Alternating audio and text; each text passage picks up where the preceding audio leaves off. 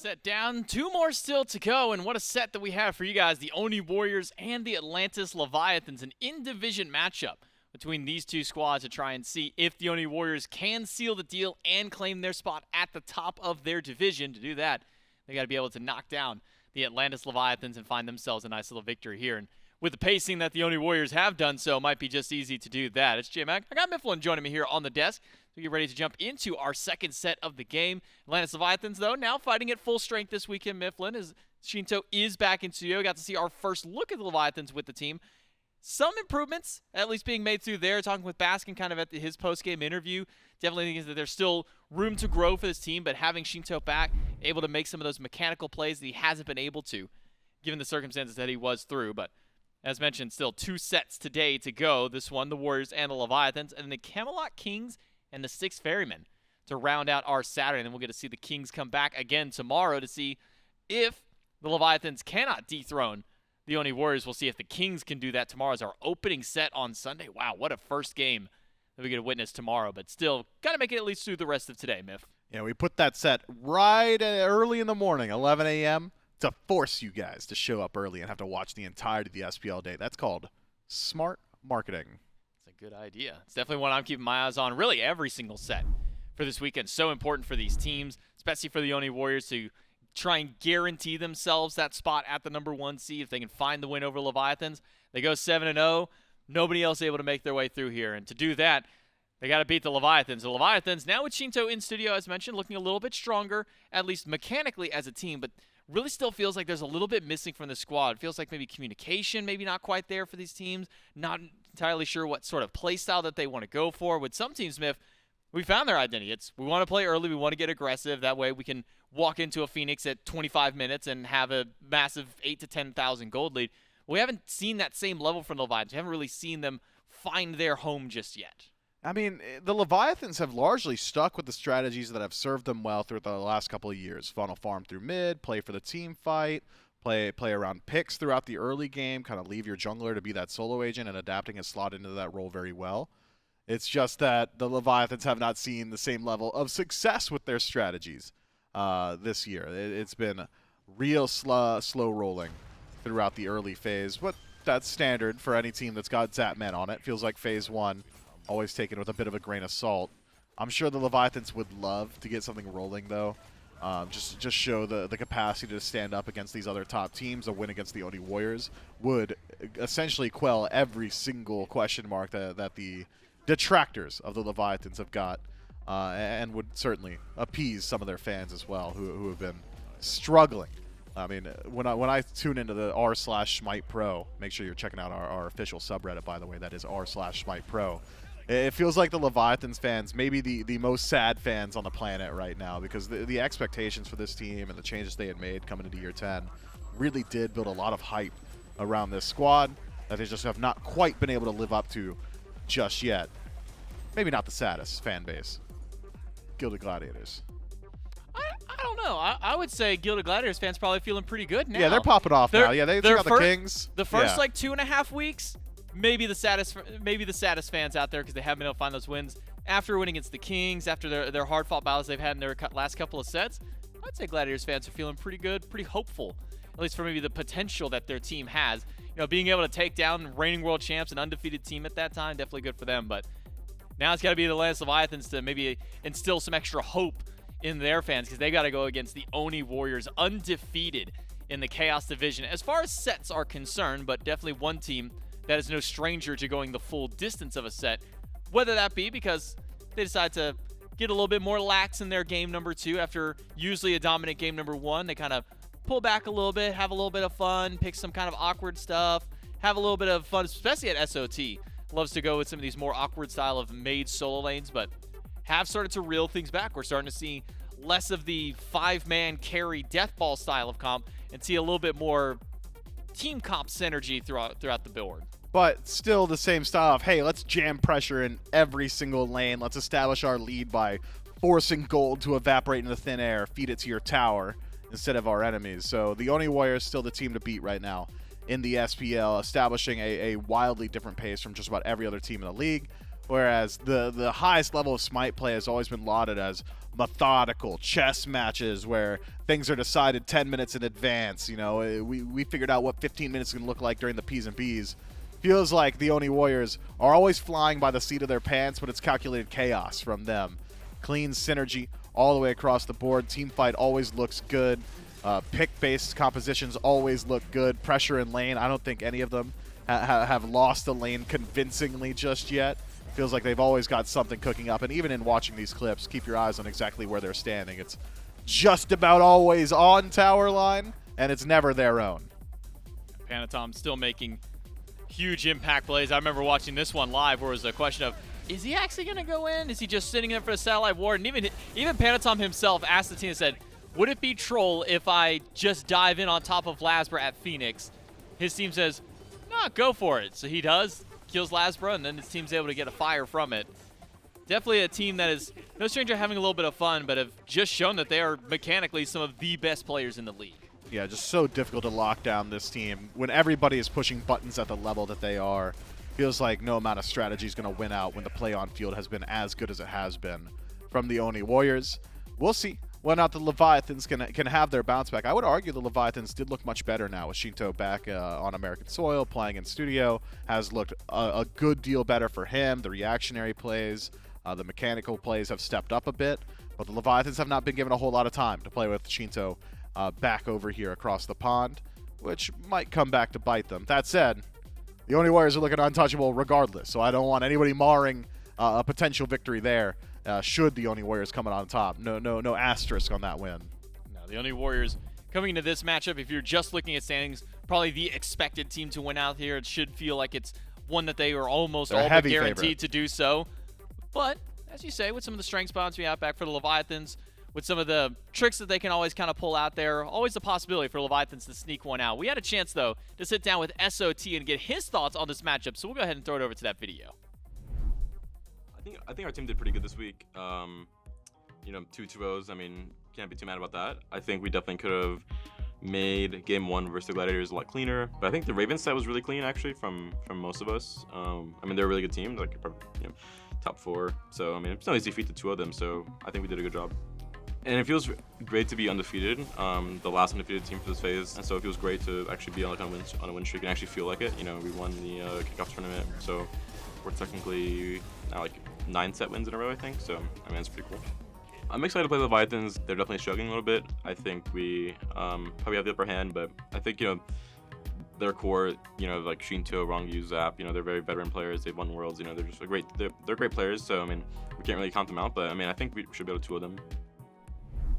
SOT echoing a little bit of what we were talking about on the desk, where it's a team that, while they have been struggling, certainly one that you can't count out just yet for the Atlantis Leviathans. So we'll see if they've got that bounce back. We'll see if they got some fight left in them to go against the Oni Warriors, because the Oni Warriors, man, it's a team that not only on the battleground is it so hard to play up against them, picks and bans, I mean, the drafting for this team has been one that many teams across the league have said it is one of the hardest things to do, is to actually draft against this Oni Warriors comp.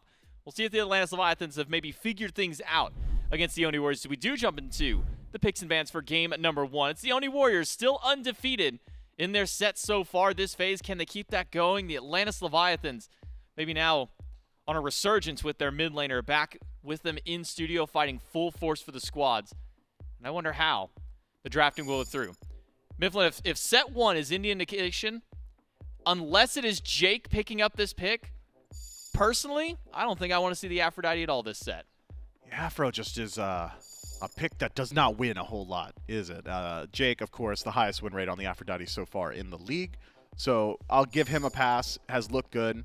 But for the most part, anything you pick is going to look good when everybody's winning on your team, and that just seems to be the MO of the Oni Warriors. Doesn't matter if you rotate into a lane with Aphrodite. If they're doing well, they're going to do even better with that additional healing. So could be that the Oni Warriors look there. I would argue, when I think of Jake's picks right now, some of his strongest, still that Nox. I've been loving what he's able to do with that. The Terra has been very dominant, and even the Yemoja has been good for him. So it's not just the carries of the Oni Warriors that makes it difficult to draft. Even Jake has really leveled up his god pool since his days on the Olympus Bolts. 5-6 picks that I would just be happy to see him piloting. So if that's the case, and if everybody's got these pocket picks or selections that are really difficult to lock down, I think the Atlantis Leviathans sticking with the standards makes a good deal of sense here. Get rid of that cream of the crop, just top of the barrel power levels, and then all of a sudden, maybe the rest of the draft phase starts to fall in place. Now, SOT, likely the candidate for this Vamana pickup by the Oni Warriors. Quick round out through the bands. Martikaros, Sorket, and Horus banned away by the Oni Warriors. Leviathans take away the Hell, Nox, and Guan Yu. 100% win rate so far for SOT on this pick. Whenever he has gotten the Vamana, 3 games played and a 4.8 KDA that he's gotten to pilot with it so far. But an answer back for Leviathans, getting something safe for Zapman. And now maybe a question mark on where this Hebo goes. Now that Sheento is back in studio, maybe a little bit easier to hit some of these abilities for the Hebo, but also out of the jungle could be a possibility for adapting. But no matter which spot it goes to, this Fenrir selection by the Warriors, you're kind of shaking your head over here, Mifflin. Feels like a strong counter matchup for the Warriors. I love Fenrir into Hebo. It's one of my favorite things to play Fenrir into. Throughout the early game, it is just miserable to be Hebo. Hebo is reliant on just outbursting everybody he comes into contact with. That's how he peels for himself. Don't jump on me, I'll kill you. That's the threat that Hebo presents. Not up against Fenrir, not for the first 10 or so levels. And if Fenrir is able to get a couple of those kills in the early game, could make it very difficult for Hebo to get to the point of match where he is a massive threat on board. But in a match of counter selections, they continue here on the side of the Leviathans. What stops Fenrir? It's Awilix every time. You want to start the fight with Unchained? Gravity Surge. You want to go for Brutalize? Feather Step. Or Gravity Surge. Or Leap to stop it. There are a lot of ways that Awilix can play spoiler to Fenrir's game. But the Aphrodite has been locked in, J-Mac. But it's Jake, so we'll give him the pass. That said, kissing a Fenrir, that's scary stuff. Makes you able to stick into that back line a little bit more so. Gives over the ability to dive into those towers in the early game as well. Once you tick over to level 5, that Undying Love essentially immunes out at least 1, maybe 2 tower shots. So, could be that the Oni Warriors, if they continue the pace of game that they have established consistently throughout this year, which is the fastest pace that is legal. They are driving the speed limit and sometimes beyond it. This is a team composition now already with just these top 3 that could really keep their momentum. 2 for 3 on the Aphrodite is awesome, Jake. See if he can push that to 3 for 4 up against the Leviathans. Thoth the Morrigan, banned by the Levis. Oni Warriors take away Terra and Yemoja. And now a hover of Maui for Ronngyu. Haven't seen him play this god yet. I can't believe Herc is still up. At least this phase. Yeah, you're right to say. Hercules untouched at the moment. I guess maybe because you already have the Vamana and the Fenrir, maybe no rush for the Warriors to worry about, or I guess no rush for the Leviathans to pick that one up. But instead of Maui, it's going to go over towards the Khepri to try and fight into. And we always talk about how annoying it is to fight a Khepri. Almost kill one person, bring him back to life, and you got to expend a lot more to try and kill him again. Yeah, a lot of single target damage on the Oni Warriors right now. Vamana dives into that back line. If the Atlantis Leviathans are playing heads up, they separate a bit. Vamana, sure, AoE auto attacks, but not massive. Should just be largely single target. And his damage output, Fenrir the exact same way. Brutalize, Unchained, very small circles. So Khepri playing spoiler to that game, I think. A very good strategy. And having that one person on your composition that is going to be the continuous target of dive, that's Hebo, for the Atlantis Leviathans.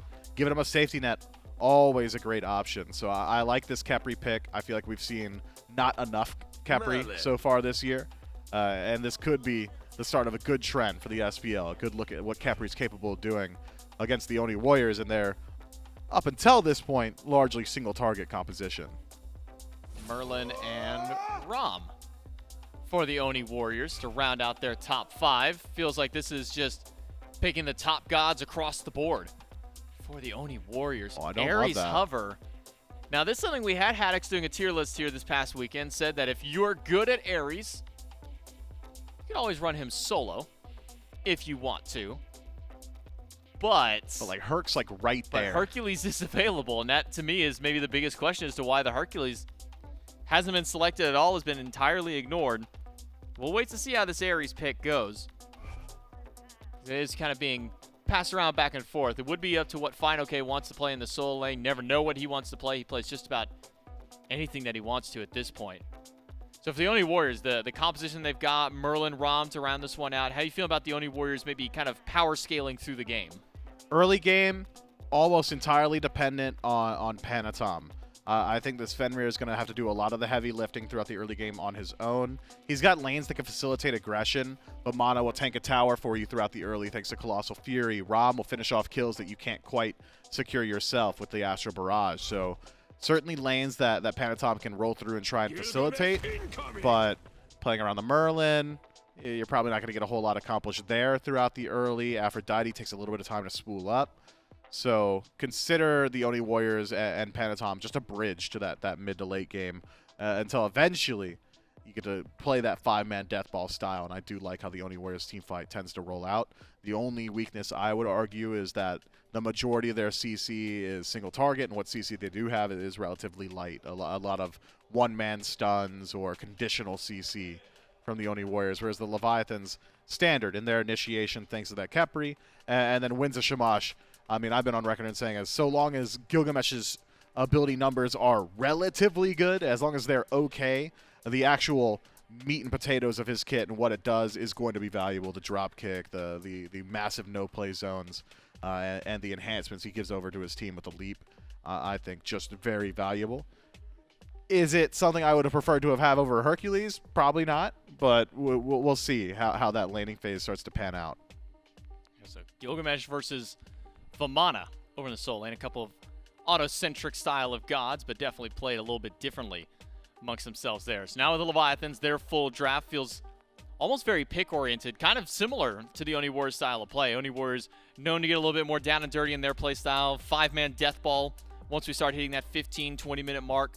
Leviathans with a composition like this one, Mifflin, do you think they have kind of what it takes to maybe survive through this early game, get past the early woes that a lot of teams have had up against this team, and try and make themselves at least a better chance as we push towards mid and late? I think so. I mean, they've got the safety net of Khepri, of course, to elongate that early game, make you have to earn your kills twice, essentially, so long as Ronngyu is within the vicinity. So that should slow down the Oni Warriors. You've also got Awilix that's going to play spoiler to the majority of the early game potential of the Oni Warriors. Just follow that Fenrir around. Don't let him play his game. Gravity Surge, that constant threat, could keep things a little bit more stagnant throughout the early. And then once you get into the late game, you've got massive team fight presence. You've got a huge threat on map thanks to that Hebo, who's going to have an additional safety net still. It's not like Scarab's Blessing is an early game exclusive tool. So I do like what the Leviathans have done. It feels as if the Leviathans have almost removed their own personal identity. This is not a draft that I'd look at and say, wow, that's what the Leviathans wanted. It's more so that they said, okay, let's look at what the Oni Warriors are doing and address that. And I would argue that this composition does that very well. A lot of counterpunching between these two squads as the draft is concerned. We'll have to see how they can do. The Oni Warriors have been on a tear 9 sets in a row. Can they keep it going, or will the Leviathans be the first team to stop them in their tracks? Let's find out in game number 1. That's the question of the day. A team, Trelly, that has found nothing but dominance. One that I'm really excited to watch. Of course, Trelly, and of course it's Doug, to see how this one shakes out. Now, earlier we were talking a lot about Afro, and I know the desk had already touched on this, but I will say Jake was one of the ones that gets the free pass. And that's just because he's looked really good on it the entire time. Jake, unfortunately, gets the Afro buff, and it's not something that I want to give out, but he's proven that he can hang on, and not only can he hang, he can facilitate his team, and I think it's probably because he's got 4 hard carries on his squad, right? at any given moment, it doesn't matter who he's linked to. Net, Pegon, Phantom, or SOT, they can carry a game. And as long as Jake is facilitating one of those picks, they're looking real solid to do so. So, unfortunately, this is the one team where I'm like, all right, it makes sense. And it's worked out in the past, so you have to imagine this could be one of their moments here and now. Panitom on the Fenrir, we're seeing adapting go over to the Awilix. This is actually, I think, the conversation, the jungle mid combo between these two teams is one that I am super excited to watch. And it's really because Sheento on Hebo, right? A lot of good damage, and now that he's on land, it feels like it could be, backbreaking in the right moments. Adapting, hard carry, playing on Awilix feels like it's going to be really good. A lot of synergy with this composition as well. Panitom on the Fenrir, Pegon on the Merlin, maybe not exactly, well, at least Panitom on Fenrir can. But for Pegon, maybe not his standard, I'm going to hard carry the game kind of style. But I think a lot of friction that's going to be generated between the jungle and the mid for both sides. Yeah, and both of these junglers also fearing the opposition. No blinks. You know, it's not like Panitom is going to build blink more often than not anyways, but adapting with Awilix, you definitely want to have a blink on this character, be able to set up for your own knockups that way. And in this case, it was like, hey, there's a lot of CC I don't want to deal with, and it's all from Panitom, so I don't want to get picked up by a Ragnarok. And Sheento could take some good damage, notably. A very difficult matchup, the Hebo into Fenrir. It's as old as time itself. Panitom gets to jump in for free, hit Brutalize. Doesn't matter if you Crushing Wake, doesn't matter if you knock up. There's nothing Hebo's going to do to stop it. So Panitom is going to be spending a lot of time in mid, doing stuff like this, hiding in the jungle, saying, hey, Sheento, if you walk up, I'm going to jump on you again. Try and hit that Brutalize, try and get good damage. And if Pegon can help get that kill, it's going to be a rough time for the Hebo. But you can tell Sheento's staying back for a reason. It's a weird triangle, right? Hebo suffers against the Fenrir suffers against the Awilix, and the Awilix sets up and works well with the Hebo. And so it feels like an interesting dynamic between the three we're going to see in mid.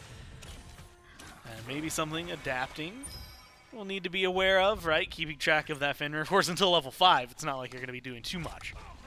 So around that pole, that maybe shifts everything in your favor. Sheento as well. A lot of damage on this pick. Gonna get stunned out by Panitom early. Wondering, or at least I was wondering, if he was gonna maybe try to go for a little more. The one thing that and you know, I talked to Mifflin about it a little bit yesterday, and it's a little more, or less surprising, I guess, overall, but still catching me a little off guard. We've seen a lot of Hebo in the jungle, right? Do more. When we had talked about it yesterday, he was saying, yeah, you know what? If you're in the jungle, like, you want that movement speed. You almost need it. Everything else you can get from somewhere else, though, right? If you're in mid. And that was kind of the discussion of, like, foregoing the Doom Orb on certain picks. Do you still like maybe leaving the Doom Orb only in the jungle for the Hebo and letting him explore his horizons here in mid? Unfortunately, Doom Orb is a luxury item, meaning if you got extra gold in your head, you can buy it. But it doesn't give you any of the stats you need elsewhere, whereas Spear of Deso is that cheap, flat pen item that's going to give you cooldown. Rod Up to Hootie's going to give you that extra percentage damage that you lost a bit of with those nerfs. Spear of the Magus used to be in the build so heavily because it gave you all those things, but unfortunately, once again, took those nerfs. So it's been a lot of Deso, Divine, into Rods, and you know you have to build these core items first. So I don't think Doom Orb you can really afford to build unless you're on these characters like the Morgan, for example, where you're not getting the brunt of your damage from her base form anyways. You're transforming and making these massive plays. So the Doom Orb is used as utility. It's used to rotate around the map. Speaking of, Adapting's got Suku to rotate around the map. He's going to be going very fast to do so. I'm wondering if he's ever going to find something in duo lane with Jake here.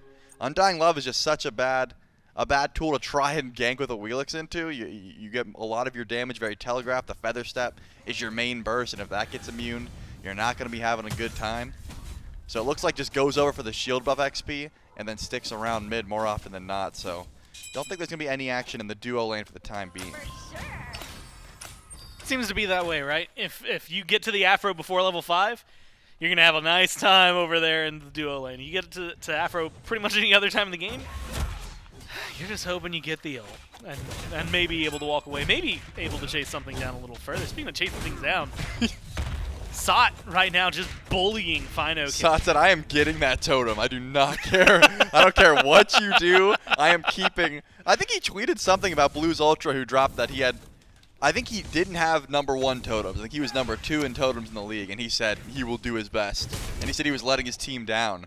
And maybe he's letting his team down by getting ganked because he just used Colossal Fury on a totem, and here comes the squad. Oh my god, yeah, there's 3 over here and Solo in the root. It doesn't connect, the pole doesn't connect, he dodges everything. Finally, someone hits something, he's getting low though, and they're not going to dive the tower. Sot walks away from this one, a 3-man investment from the Leviathans, and they just cannot stop this Vamana. He really backstepped the Moonlight Charge, backstepped the Abduct, and then just waltzed out of there just fine. My man ulted a totem. He forfeited all aggression and still lives that gank.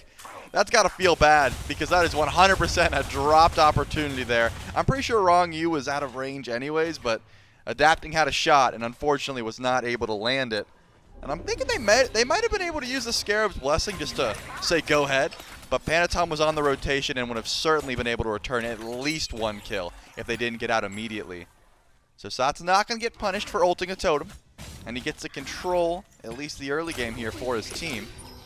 All the while, Panitom was able to pull ahead 1 level because of how much time Adapting has spent sort of sitting by over on the right side of the map. It's not that impactful, but because Panitom's not going towards Transcendence, is already feeling pretty good itemization-wise.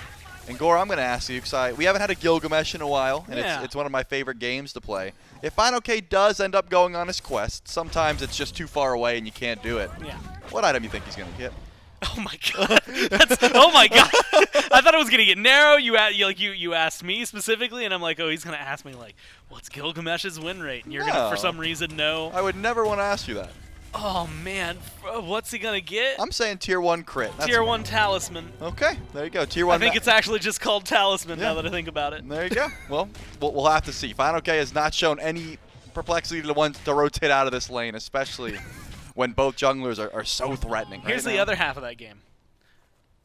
Where do you think it is on the map? Oh, it's got to be near like where Pegon is standing right now. I think that's the reason he's not heading over there. It's like deep in the enemy jungle. Yeah, it's either right there. I wouldn't be surprised if it's near like their gold chests, right on the left side of the map. Like it's further in the jungle, like you said.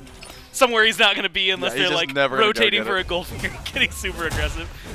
Or it's like 10 feet out of the lane. He just hasn't decided to leave yet. He's been trying to keep up with SOT. I did look it up just for the totem leaderboard, as you had mentioned. Maybe we'll have to hold that thought for a moment. As Adapting taking a lot more damage than expected. That's to jump over the wall. Snipes. 1 doesn't connect, 2 doesn't connect, and 3 misses, but it doesn't matter because Sot is over there. A little help from Panitom, and they kill off fineokay for first blood. And Adapting's got to get something going. Undying Love over here. Back off is good. Great res from Ronngyu. Makes sure that Adapting isn't punished. That's still fighting. He's still just going for it. He's got the healer behind him. And Jake has just enough mana to keep it going. No one dies on left. But man, you have to think a 2v3 and the Warriors coming out. What feels like a head. It's just absolutely insane. I mean, Netrioid made up for the missed snipes with his auto attacks. He's been very on point. Just stepping forward. He does have an Afro kiss to him, so he gets a little bit of a buff in that regard. But if those snipes connect, that could have been disastrous. And here comes Panitom. This Fenrir wants a purple buff or a gank. Zapman does have his bead, so the Cern shouldn't be in too much trouble. But he's stepping over ward, so Zapman knows exactly where he's at. The purple buff, at the very least, is going to go down. But no more aggression. Zap's going to have to let that purple buff go. You know that Christmas album Myth never recorded? Yeah. Here Comes Panitom would be a really good Here Comes Santa Claus making. fineokay right now drops the winds of Shamash. You would think trying to maybe generate some heat over here is going to go for the totem instead. I mean, that kill is definitely going to be devastating. Plus Sot getting out earlier. That lane feels like, at least mentally, it's something you got to endure right now. Adapting as well over on left. Saw the benefits of having the Khepri. And one of the things we always talk about with Khepri, Trelly, is when the ult is used on literally anybody that's not Khepri. Yep. Thumbs up, man. Like, it's going to be great. Ronngyu gets to start it off that way, but that's the priority that the Warriors are probably going to be looking at, is making Ronngyu suffer, which then in turns makes the rest of the Leviathans suffer. But for now, the Leviathans... There's no one here. This is free. Yeah, they're going to start this up. They've actually fallen down about 2,000 gold in the process of just farm.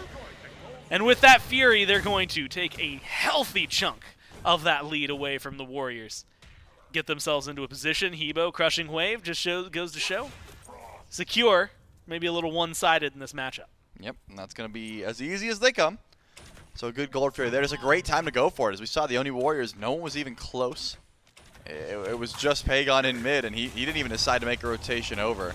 I guess because they were so far up gold-wise, the Oni Warriors didn't care too much, but that's a good proactive play there from the Leviathan, still trying to pull ahead whenever possible.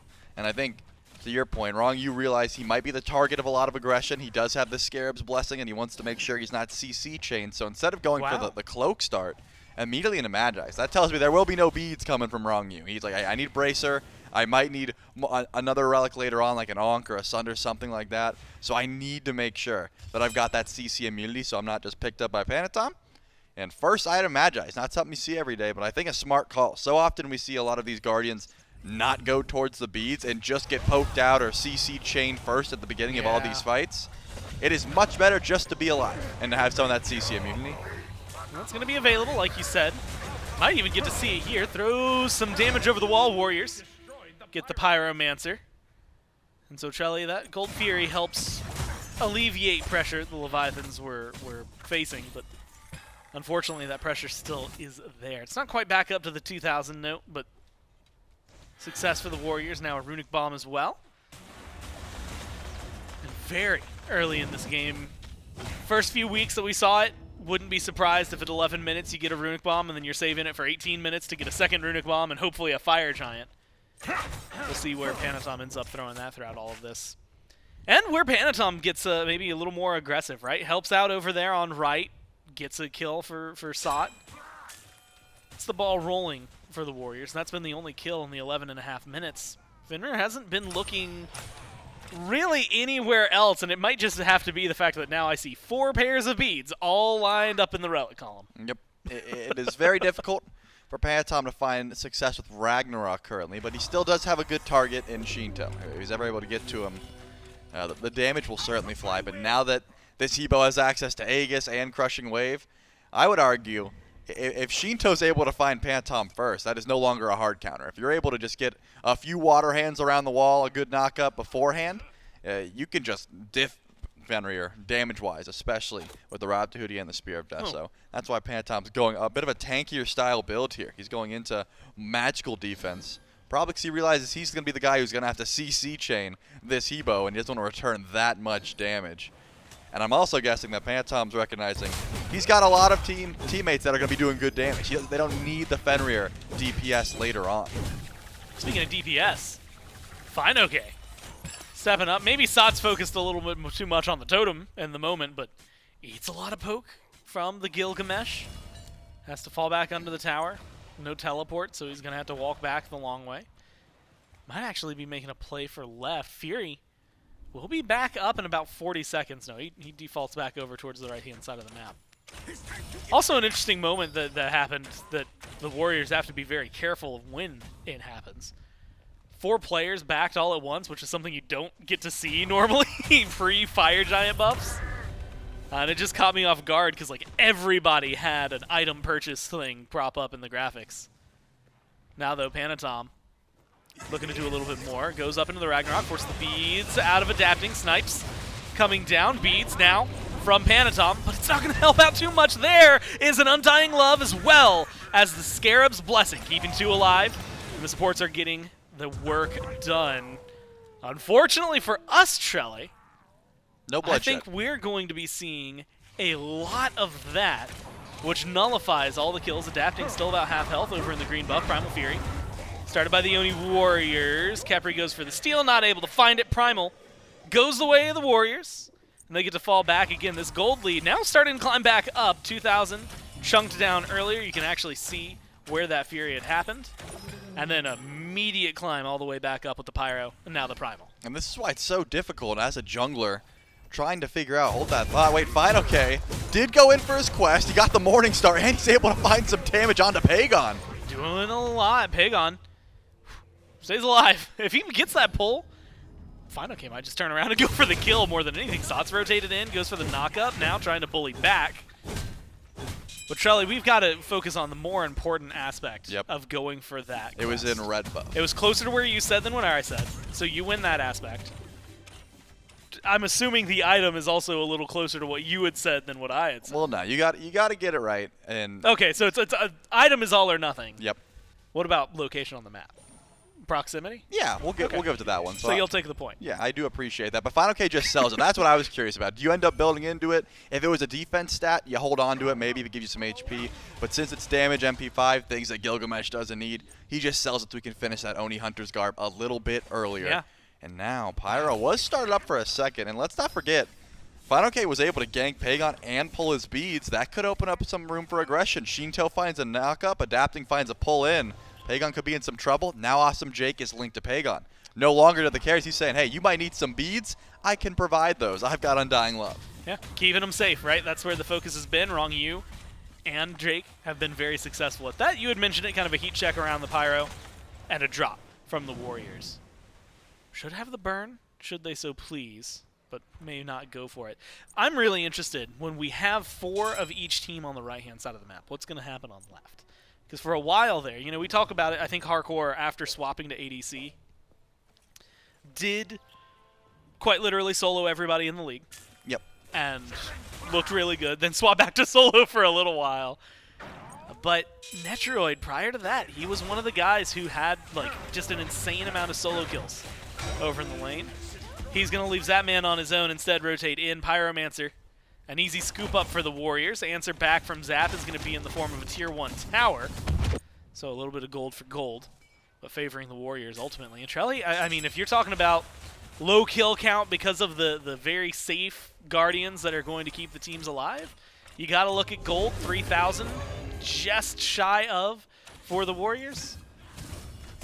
That's got to be Netrioid. the best lead you have. Net's just gone, man. This Aegis isn't going to do enough crushing. That might have been a little overkill. Sheento now might find himself in an awkward spot, but damage not connecting from Pegon, and the stun not connecting from Jake, so they get a nice little solo kill over on left. Not a solo kill, a single kill on left.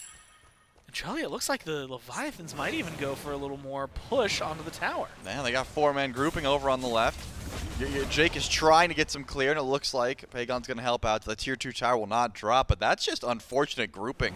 I don't know if it wasn't called out, but Netrioid just gets 3 at the chest buff down below, or the chest camp rather.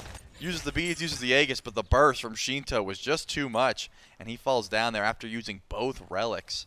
Maybe the Leviathan snuck around, or maybe the Oni Warriors didn't say, hey, there might be 2 people coming towards you, and he goes down. And I was just about to comment on how I actually like this switch up where everyone is just building Dev Gauntlets, Exekins. It's the meta build. It's what you're going to see from every single ADC. And then Netrioid throws in a bladed boomerang, maybe to try and get the better of Zapman in a boxing trade, maybe because fineokay is not going to build into the Spectral. Really, no one's building Spectral right now, and just thought he could get some value. And right as I'm about to call it out, he doesn't get to show it off. He gets absolutely ganked in his own back camp. So unfortunate for Nat. He's going to have to play safe here. No relics for another 90 seconds. But maybe those crits will start to do some damage as he goes through. Well, starting to see a tail. We were maybe a little worried about adapting 2 levels behind Panitom. We had talked about the farm game for the Leviathans, specifically Sheento's farm game, and how that can affect the junglers. One of the things, the reasons people would always talk about Panitom as one of the best, if not the best jungler in the league last year, was because when Sheento's taking that much farm from you, you got to be able to do something to be able to keep up. Adapting. Falling slightly behind. Vision from the Leviathans was available for that Fury pull, so they rotate in. They've got 5 over here versus 2 immediate, 4 in the neighborhood, and a 5th on his way. Gold Fury's been picked up, picked up. Only taken down to half health. Doesn't seem like either of these teams are feeling confident just yet. Though with Sot now rotating in, the Merlin as well. That's the go button for the Warriors. They're trying to find their opening, force someone to feel a little awkward. Panitom. Beads available on most of the Leviathans. Goes for the jump, gets pulled in, immediately goes for the pickup on the fineokay, gets the beads as well. Winds of Shamash dropped, and they're spreading some damage out there. Net goes up into the air. Snipes onto Sheento. Into the back, getting him to half health. Now finds a little extra damage onto Adapting, comes crashing back down. fineokay has been hanging around, now isolated, should go down here, but the Scarab's Blessing gets procced, and he flows right back over to Ronngyu, but into the waiting arms of the Warriors. The leaps forward, the CC is there, and they pick up 2 kills off the back of that. Zapman dashes away, tries to escape. Panitom even goes a little deeper. They need a little more hits. Pegon looking for the damage, flickers forward, goes for the kill, gets it, but watches as his jungler dies in the process. Adapting, trying to salvage this fight. Just can't get anything done. Sheento tries with the crushing wave. Beautiful Aegis from Netrioid. Otherwise, that's devastating. But instead, it's a deicide. Now they get to walk over Trelly. Free reign of the right-hand jungle and a beeline to the fire giant. Yeah, unfortunate. Overstay their welcome just a bit. fineokay does a great job of forcing Netrioid up into the sky and then just sits underneath the ult and sort of waits for him to drop. The team says, hey, let's help this guy out. Let's make sure our ADC has some help on the ground. They're able to turn easily. Do they wait for Panitom? Yes. So fineokay might have enough time to walk up and attempt something. No. He's just going to be on back camps. The Oni Warriors destroy the Fire Giant for free on all 5 because they're nice and decide to wait for their jungler. And in this case, just a massive swing. It wasn't like the Oni Warriors were behind. They were definitely ahead during that fight, but the Leviathans had a good start. Adapting was able to blink in and find a pick, but it was that conveyor belt effect of, oh, there's some low health bars. Maybe I should go in. Maybe I should go in. And Sheento, unfortunately, picked the target that had Aegis ready. It wasn't like Pegon didn't also have both relics. He's gone relatively untouched. 302 on the Merlin and has both relics locked and ready. But that was the only target he could really go for and tried to take away the ADC. Said, wait, if they don't have Rama, maybe they can't do fire. And just a perfectly timed Aegis there for Netrioid. And the Oni Warriors, they go back to base, get some extra gold in hand, and now they're going to start up the Fury afterwards. Should be quick burn, easy burn as well. Leviathans are in the neighborhood. Don't seem like they're going to be fainting this way for any direction. Now, Shelly, 3 Pyromancers have been killed off this game. 3 runic bombs still in the inventory of the Warriors. And if they had been used earlier than the 20-minute mark, you're talking tier 2s that are probably going to go down. Now that there's 3 of them, with a Fire Giant and 6,000 gold, it's about to get chunked down to, well, let's say, around 5,500. Feels like this could be a really good instance for the Warriors to just siege some Phoenixes quickly. They're going to step in with the FG on left. I don't like this, but it's Get working. a little bit of poke, and they're getting a lot done. There's a runic bomb, and it does the last little bit. Not defused by the Levi's, and they don't even get the fight out of them. That is insane. And I not even time to hold your breath because Panitom just blinks in and is able to dish back fineokay. Yeah, gets the beads on him. Adapting still doesn't have his. Adapting's getting low as well. You might be able to get some snipes there. The Scarab's Blessing, that's pulled out, and that's a huge win for them, Sot. Has to heal up a little bit, thankfully. This is He's insane. got just the ult and the support to do it. They get the tier 2. They get to fall back. 2 runic bombs still in pocket. The healing working wonders. Relics. Not that bad for the Leviathans, but defense has not been there yet. They're going to step up to the tier 2 right as it falls. fineokay jumps in, goes for Netrioid immediately. The damage is still there. Ult Relic still up for the carry, and he is melting through the health bar alongside the help of Pegon. Snipes are good. All 3 shots onto Adapting forces him to fall back, but they don't get the kill. All 5 on both sides still up. Undying Love still up. I'm amazed at what we're watching, Gore. And you want to know why? Look at the gold differential, okay? It looks like it's 10,000. That's insane. Look at the gold in hand. It's 10,000 gold. They haven't spent any of it. It's all just sitting there in their inventory. Remember when I said that Netrioid had Bladed Boomerang? He hasn't bought an item since I brought that up. Almost He's got 4,000. 4K gold, and they went in for a Phoenix, and it worked. This is what I don't understand. He just got a full, not just a full Deathbringer, he got the envenomed Deathbringer on this back. Yeah. they just fought with that much gold in hand. It's ridiculous. They shouldn't have been that far up, and they weren't. The itemization was relatively even. That's why that scrap and right almost goes awry. But the Oni Warriors were like, hey, I could buy like 4 items here. And they're like, yeah, but Phoenix. And it worked. They only used 1 runic bomb, by the way. They still had 2 more. And now Sot's just looking to get aggressive once again. Yeah, might go for the solo here. Might not even be going for. Is just going to get, if no one intervenes, Zap. Both relics down. Autos, autos, autos. And there's the dash to separate some things. Ronngyu, Sheento. And as we can see, Adapting and fineokay in the neighborhood. Sot, no ult. Actually has to play this carefully. Might just be dead. Good damage. And a good kill for the Leviathans to punish the aggression from the solo laner. But it's separation. I mean, Sheento alone. Jake, Pegon back there. Netrioid left alone as well. Forced to have some help. Panitom gets a little bit of peel. Netrioid has to go into the sky. Scarab's Blessing has been used on one side. The snipes are good. The retaliation as well from the Warriors is enough to keep their carry alive at least a little bit longer. He does go down, but it's cost 3 in the process for the Leviathan. Zap. No relics. Stunned out. Killed off. And Trelly with the Phoenix gone. 2 relic bombs, or runic bombs, even though one of them's on the board. That's just the game. The Warriors can just march it in and win. Yeah, something tells me Rongyu's not clearing out these fire minions anytime soon. Just a ridiculous pace. Again, 25 minutes. There is no one else in the league that can end games this fast. It is just the Oni Warriors fighting into a massive deficit, just holding on to so much gold in their hand. They've got all these runic bombs they don't end up using. It's going to be a messy end, but they'll get it done because Ronngyu just has no clear. There's just no one else doing it like the Warriors. I have no words. I just, they just did it at them. It's so well played. Looks hot. You have to imagine, in my mind, that moment he goes down, and that is feeling like a devastating, or at least should be devastating. On paper, yeah. And then you look, and Pegon and Jake are behind them. They're like, and they've got Sheento walked away. They're like, oh yeah, we knew Sot was fighting, so we just ran to the Phoenix. And why not? Why don't we just take that 5v4? Because we can. Yeah, why don't you just take a Phoenix when you've got 4,000 gold? Why don't you just take a fight that is ridiculously, at least it should not be favored. No Fire Giant at that point. They just play it out. Because they can. And you know what? The damage return is there. You get Netrioid. Look, one of the things we've talked about that Rom is he can just go up into the sky and keep his life going for a little bit longer.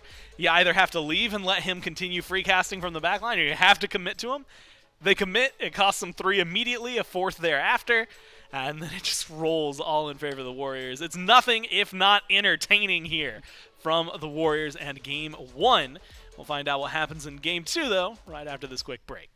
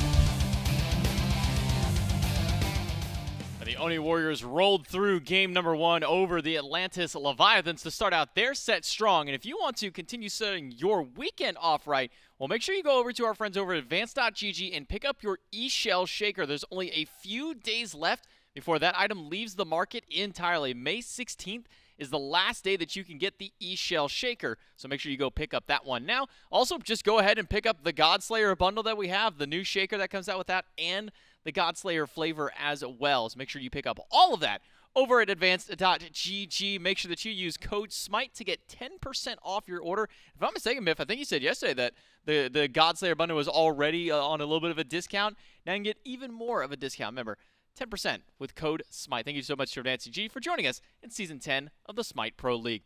Mivlin, game number 1, though, and Oni Warriors. You talk about wanting Panitom to need to get off to a good start to get you through this early game. While Panitom did, I got to sing some praises to Netrioid in his dual lane fight. He stood his ground 1v3 to let Jake have an opportunity to get out. From that point forward, confidence, I think, more than anything, kind of leading the charge for the Warriors to find their win in this one. Yeah, and I had sung the praises of the Leviathans draft, but it was about 14 minutes into the game where I thought this counter composition for the Leviathans was really going to start to hit its stride, right? It was a Khepri ultimate that stops aggression, prevents that first target from going down. Gravity Surge connected with Fenrir, and then Gilgamesh had the flank, and I thought, that's it. This is exactly what the draft was built for. We're going to see the first team fight, and it's going to all pan out, and it's going to be all Leviathans from here.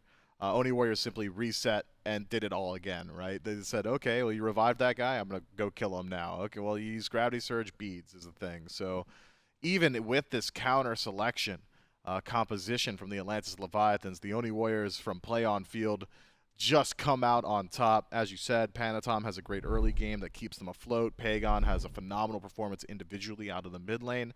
And then somehow, some way, Jake seems to be the only support in the league that has figured out how to play that Aphrodite consistently, and it looks real good. Yeah, it does end that one now. 3 out of the 4 games for Jake have netted them a win on this Aphrodite, a 008/line 4. The 408 on the Aphrodite. We'll see if that one gets back through and into Jake's hands a second time as we jump to the picks and bans for game number 2. Oni Warriors start off their best of 3 with a game 1 win. Leviathans now have to crawl back through not just a game 2, but would also need a game number 3 in order to find a win up against the Oni Warriors. Warriors out of reach from any other team in their division of hitting that first seed. The Leviathans still have that opportunity, along with the Dragons and the Gladiators, to still try and fight for at least that second seed position.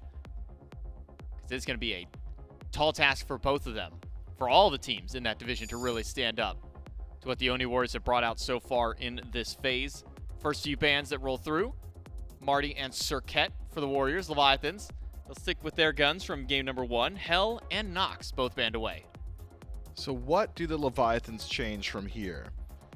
Maybe you want to take away the Merlin. I feel like Pegon's looked very good on this pick, but if that's the case, what do you leave available?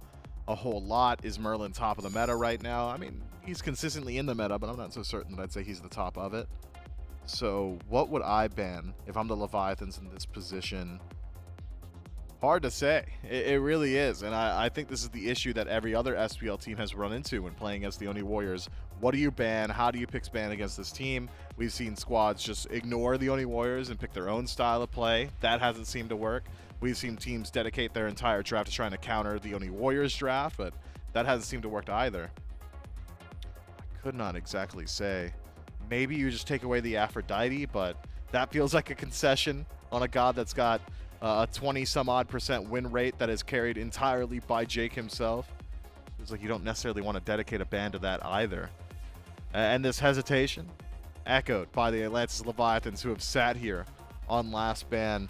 Is there any one individual pick that's going to eureka solve your draft? I don't think so. I think people are going to have to figure out how to play against the Oni Warriors first. But the composition and picks and bans only ever to make your journey all that much easier. And the Leviathans have identified Aphrodite as that point to tackle and make themselves have an easier time throughout maybe the mid-game more than anything. But that does leave Horus up for Jake. I believe that's actually his first time that he is playing that this phase so far. So we'll get to see how the bird looks in his hands. And now for the Atlantis Leviathans, a couple of selections that they can go for. I mean, notably, the Hercules left completely unchecked last game. Didn't get picked, didn't get banned at all. Instead, it was Gilgamesh in a 10th slot for fineokay in the solo. Instead, it'll be pick fineokay's god early. Guan Yu immediately. And back to the Hebo as a potential pickup for Sheento in the mid lane. That one will be locked in. The top two of the Leviathans trying to answer back, change up a little bit of what maybe they were lacking over in the solo lane, and get a little bit of sustain to match what Horus can provide. Surprised it's not an immediate Yemoja lock-in, maybe assuming that this Horus is going support. But Horus in the solo lane, you could take a Yemoja here, and it's one of Awesome Jake's best picks as well. So flexibility from the Horus in the first slot, regardless, does give your team a good deal of map-wide mobility, as well as some sustain in that late-game team fight and linear initiation regardless of role. We've seen Horus in 3 or 4 roles throughout his entire stint in SMITE. And I imagine we probably will be seeing him taken over towards solo here.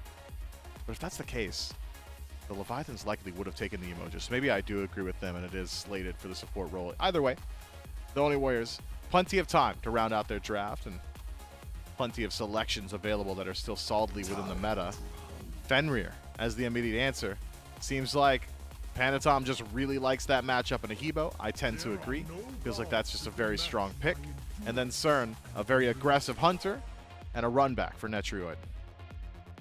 I'll correct myself real quick. It was 2 games so far that's been played on the Horus by Awesome Jake. So potentially a 3rd one for him. Haven't seen it from SOT, so it'd be a first if it does hit the solo lane for the Oni Warriors. But Fenrir Cernunnos taking this final of those 3 away from Zapman and leaving Yemoja open for the Atlantis Leviathans to now pick up. Ronngyu, once heralded as one of the top Yemoja players in the league, maybe even in the world if you want to throw it up to that point as well. But now get to have his chance to play the River Goddess himself. But where does this now leave for Leviathans to go for out there? Maybe jungle, maybe mid, depending where this Hebo is going. If last game's any indication, the jungle for adapting. And the Warriors are going to recognize that Awilix ban, which was picked up immediately to counter the Fenrir last time through, now gets a ban from the Warriors. I wonder, you just keep banning out adapting here? If that's the case, maybe Thor, a pretty decent ban from this position. The Oni Warriors individually have got great matchups 1v1 into the Thor. You've got great ways to stop him from teleporting to Hammer, but how Thor fits into the composition, I think, a little bit too valuable, and the Oni Warriors agree. So they'll take adapting and push him a little bit further into his own god pool. Leviathan's pretty unlikely to take a jungle selection from this position. Would like to give adapting full view of field before he has to make that difficult decision. So instead, take something that's a bit more plug and play. And for the most part, just about any hunter would fit here. I think Chernobog, probably better between him and Ishtar, just with how it fits this draft, the ability to jump into that back line, follow up on the dive from a Guan Yu, or jump to the aid of a Hebo throughout the early game. And it does still scale well, incredibly well at that into the late game. Safe in lane. If you're worried about Netrioid, who is one of the soloingest hunters in the world, Chernobog, I think, should alleviate some of those pains. Terra and Tiamat being hovered. The former of those two locked in now for the Oni Warriors. So, looks like we may be seeing SOT fly at the Horus this time around. And then Tiamat in the mid lane for Pegon. So this will be our first time that we see the Horus in the hands of the Oni Warriors solo laner. Leviathans now wondering what adapting goes for in this case. A lot of picks that adapting could still grab for the jungle if we're just looking at least his history of gods he could play. Maybe he does take this Hebo, has played it once already in the past, has gotten a win with it, a 4.0 KDA when he did. Could still see things like Hunbats, Thor, Susano all available to him as well. A lot of options for adapting. I gotta imagine maybe with some of those mage bans could have been. That might actually be the call. Chernobog likely maybe going towards Sheento now as Izanami gets locked in. So double hunter for the Leviathans. Double hunter lends itself well to the early game. You'll be able to establish pressure in either lane now. Izanami just gets pressure regardless of where she goes. And then assuming that it is Chernobog in mid, you do like that matchup in a Tiamat. But as for late game scaling, I think the Leviathan's great from ahead, struggle a bit from behind. And I think most teams likely plan on being behind when they play into the Oni Warriors. I'm very concerned for who's peeling out for this Hebo, who's facilitating the Hebo, and if you're dedicating all that time to trying to keep him alive, who's keeping your double hunters alive. it's a strong draft, and it's one that's worked out a fair deal in the past. It just feels like the meta has shifted away a bit from this style of composition. In a world that is dominated by sustain, the Oni Warriors have got an advantage in that department. Cern and Fenrir have self-sustained bonuses. Terra and Horus team-wide, and Tiamat pretty tanky in her own right. Should benefit even more so from the healing of both Horus and Terra. Whereas the Leviathan's leaning heavily on this Guan, not only as initiator, but also as backline heal and sustain. Yemoja could do a good deal of it as well, but Yemoja having to play that front-to-back style of, do I want to start the fight for my team, or do I want to prevent this Fenrir from diving into that backline? It's a composition that can certainly work. I just have not got confidence in it directly up against the Oni Warriors. If this were not the Oni Warriors and you're running a double hunter scaling composition in the late game, I'd say, okay, great.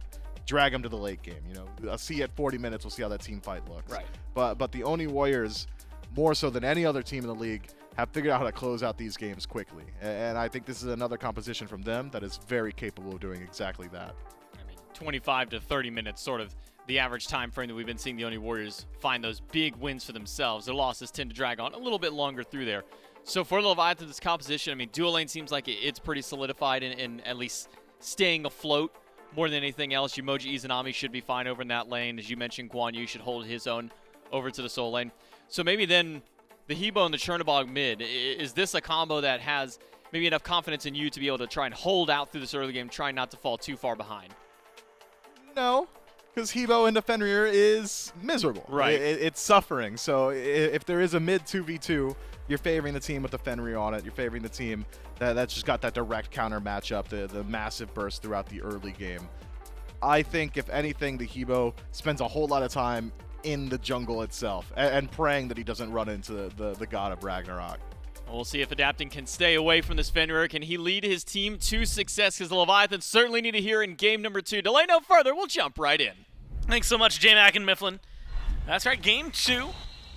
And Charlie, one that I'm going to watch with some interest. Pegon playing the Tiamat, not something that I'm used to seeing as often. Panitom back on the Fenrir, adapting this time, piloting the Hebo instead of Sheento. And Sheento's on the Chernobog, which is something we saw some success from when Zap was playing it. But a little bit of a shakeup. Something we haven't seen in mid in a while. Usually he kept getting thrown into the side lanes just because his ult's so helpful to have as far away as you can get it sometimes. And in this case, less aggression, right? I was liking the Awilix v Fenrir matchup. I was like, oh, Adapting's got the ability to get aggressive, and Panitom has that same ability. He can't do that this time. It's a little bit more difficult, and Adapting going Blink, that is confidence. Brave. Could come back to bite him, or... Literally. Or, nice, first of all, no pun intended, not what I was going for. Or, Panitom could just say, hey, we're going to be ulting that Hebo. Like, that's the target now. Sure, he's going to crushing wave, but I can still chase him down with Ragnarok.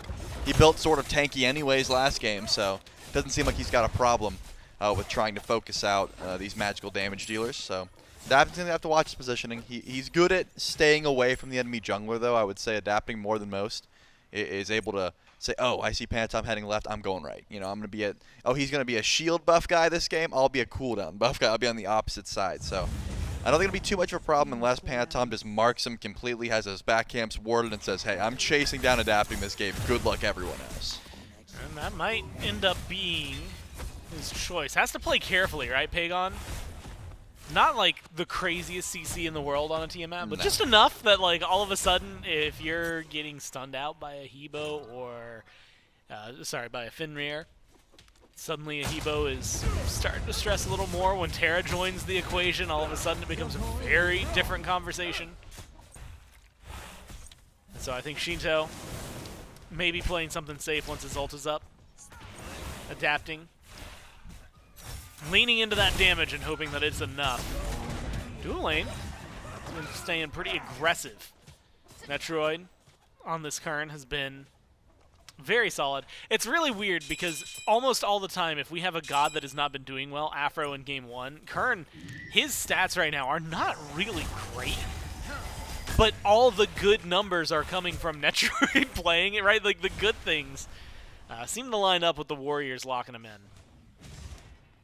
And so I'm keeping some high expectations for him. So far, I was admittedly expecting something from the jungles, but we haven't seen it yet. Yep. And I think that's because, number one, Adapting has been playing on the left side. He did go for the shield buff. And Panitom went right. Yeah, Adapting went left. Panitom really didn't seem like he wanted to follow him. And that's interesting to me. I think if I'm Fenrir there, I'm like, hey, I see a Hebo going for shield buff. I'm on the way. I want to fight for that shield buff. But maybe just respecting how much damage Adapting can dish out, he decided against it and has not really seen an opportunity to pull the beads off of Sheento either.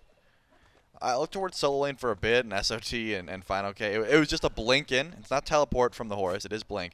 It was a blink in at level 2, attempted a solo kill. Since it didn't work out, fineokay probably just going to get the better end of that lane for a while now.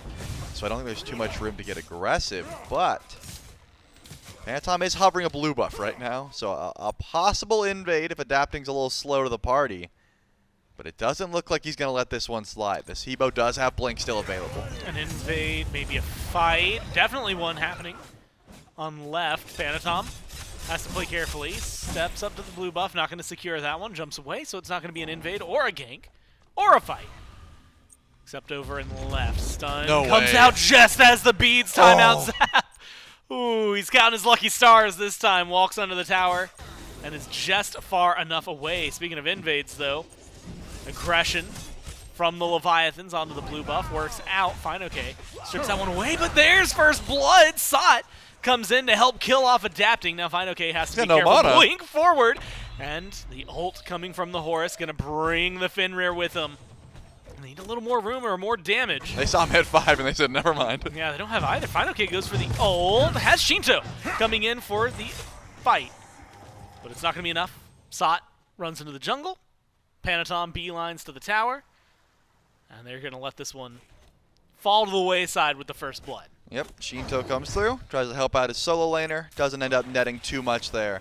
And because Pegon went back to base, he didn't lose much for it either, so I think a decent call. A little bit over-aggressive. Again, Adapting went for the invade, and you could see Panitom was running. He jumped over the wall, and he's like, all right, that fight's over. And Sot said, bro, this is a Hebo with Blink and no ult. I'm going in. Connects the stuns, and is able to find that kill. First blood going towards Sot. Now River's Rebuke just to forks out net a bit. Nothing's going to come from it, though, because nothing can come from it. That's able to dash out of there. I guess tried to lock him off, but didn't quite get the angle, and wasn't even able to pull a beat in that regard. I'm curious where Adapting decides to go, though, because once you die once on Hebo, you are on a timer. And if you don't get a kill in the next couple of seconds, your late game is going to be pretty rough. You're not going to get there for a while. I guess that's what I would say, but Panitom's still level 4. Has not been able to grab a Ragnarok. Maybe just because of that stalled engage over on right. He hasn't been farming enough. Yeah. Usually it would mean your early game's kind of stunted here, but I guess Adapting's not forced to because Panitom's not pulling a head off that kill. And Panitom just ticked to 5. Adapting just ticked to 6, right? Yeah. Farm game. He's all right. Going pretty well. And so as opposed to falling behind, things have been working out. Panitom going to try to make up for it, though, elsewhere. Brutalize follows you there, Zap. There's nothing you can do about it. No relics to work with. And Panitom chases down the kill. Gets a second one on the board for the Warriors. Yep, bark, bark, bark. He goes down Sot. Wants to try and ult out. Crushing Wave, not enough to confirm. And Horus gets out just barely. Beautiful play, by the way. He doesn't ult immediately, if you notice. He dashes to the wave first, gets that little bit of a heal, and then ults away just to try and stall out that damage, and perfectly lives that one. Of course, if Adapting has that finished item, maybe a different story, but remember, he died early on. The Hebo doesn't quite have those damage numbers just yet, and it's going to be a while before he's able to burst through a Horus with the help of fineokay. So that gank sort of fails. I mean, forcing out to the skies is a net win if you don't use too much for it, but using Cavalry Charge and the Crushing Wave tells me Sot's okay with that one. Yeah, he's not going to be sweating too much about it. Damage. I thought Panitom was going to go for Sheento there, if I'm being honest. No. He opts to clear out the wave. That can't be the best look, or at least most reassuring look. You jump back into mid, and the Tiamat's bullying the Chernobog. And that's what I hate about these Hunter mids. The benefit of Hunter mids have always been the Hunters that have great clear. Ullr, Neith, Chiron. Those are the Hunters that excel in mid. Chernobog has fine clear, but when you're going Dev Gauntlets, you're putting a lot of it towards stacking and sitting back and waiting until late game to carry. You're putting a lot of value in that ultimate, whereas fineokay might be putting some value in his own ultimate once that gank comes through, if Panitom doesn't find it. And because of that, you're just getting out pressured, right? I mean, Pegon's going to get free clear. whenever he wants. And it looks like Zapman might have to use those beads once again. Jake just sitting on him. Look, Jake might even have enough to keep going. Luckily, Ronngyu has separated Netrioid from the fight. But Net, he's got a lot of health to his name, and with a dash might be able to find his way towards Zapman. Zap, of course, probably right now looking at his screen thinking, all right, how do I get out of here? He's like, I'm going to 180 dash away, and I should be fine. And where's the tower? Over there? Cool. That's where I'm headed. Yeah, I think Jake does have his dash available, but he already used the most of his damage, Yeah. so it's going to be hard for Terra to finish that kill. It was just trying to set up for Netrioid, but I think both supports right now are just beelining the enemy ADCs in that regard. But at the very least, beads are down. So that opens up the door for Panitom to come back over, wait for the dash, bark, bark, bark. That's my way of saying brutalize, because it's like, and that's going to be an easy kill. Bark, bark, bark. Yeah. I think that works out pretty well for it's an apt description of what brutalize does. The other part that I'm really excited for, and Trelly, for all we know, this could be history. Depends on how this fight shakes out. Rongyu's taking a little bit of poke. And he's staying here because Sheento's here. Beads from Netrioid do immune the slow. Jake's going to get a fat root, but not a lot to work with behind it. Panitom's real slow on the rotation. Went back to base. So the Warriors, I think, happy they could get out of there, force a couple of ults, get some relics out, and maybe find a little bit of a balancing act over in the duo lane. I would argue Panitom said, you guys got it. Like, oh, there's no way. Pegon always does this, man. He's such a troll. He put the lizards over in solo lane just to steal Sot's farm. And I know I know for a fact he didn't do it to be tactical. He did that to be mean. And now adapting is sitting by. The Gold Fury is half HP. Doesn't even blink. I don't think you can go in here. I think Gold Fury goes down for free. Ronngyu, not able to step up in time. Adapting wrapped Just around? like you said, and Adapting's gone out. This Why? is going to be great. The crushing wave. It gets some damage onto Netrioid, so they're not going to get blanked this time around. 0 turns to 1 in the kill column for the Leviathans, but at the cost of the Fury and their jungler. Trelly, 2,000 gold. 8 minutes in, 3 kills to 1. And it just feels like the Warriors are playing the map stronger this set. That's a surprising play to me by Adapting. If you're going to wrap around, you recognize you're not going for the steal. I mean, Blink Crushing Wave could have easily stolen that objective. He would have died regardless. But to me, he said, oh, I'm going to die if I go in, so I'm not going to. But instead of going for the steal, he goes in for an attempted kill. He got some decent damage off, sure. It was enough to confirm that kill for Sheento. But if you're going to go in, I think it's more worthwhile to try and go for the steal at that point. Because that gives you gold to everyone instead of just Sheento. Instead, it's death.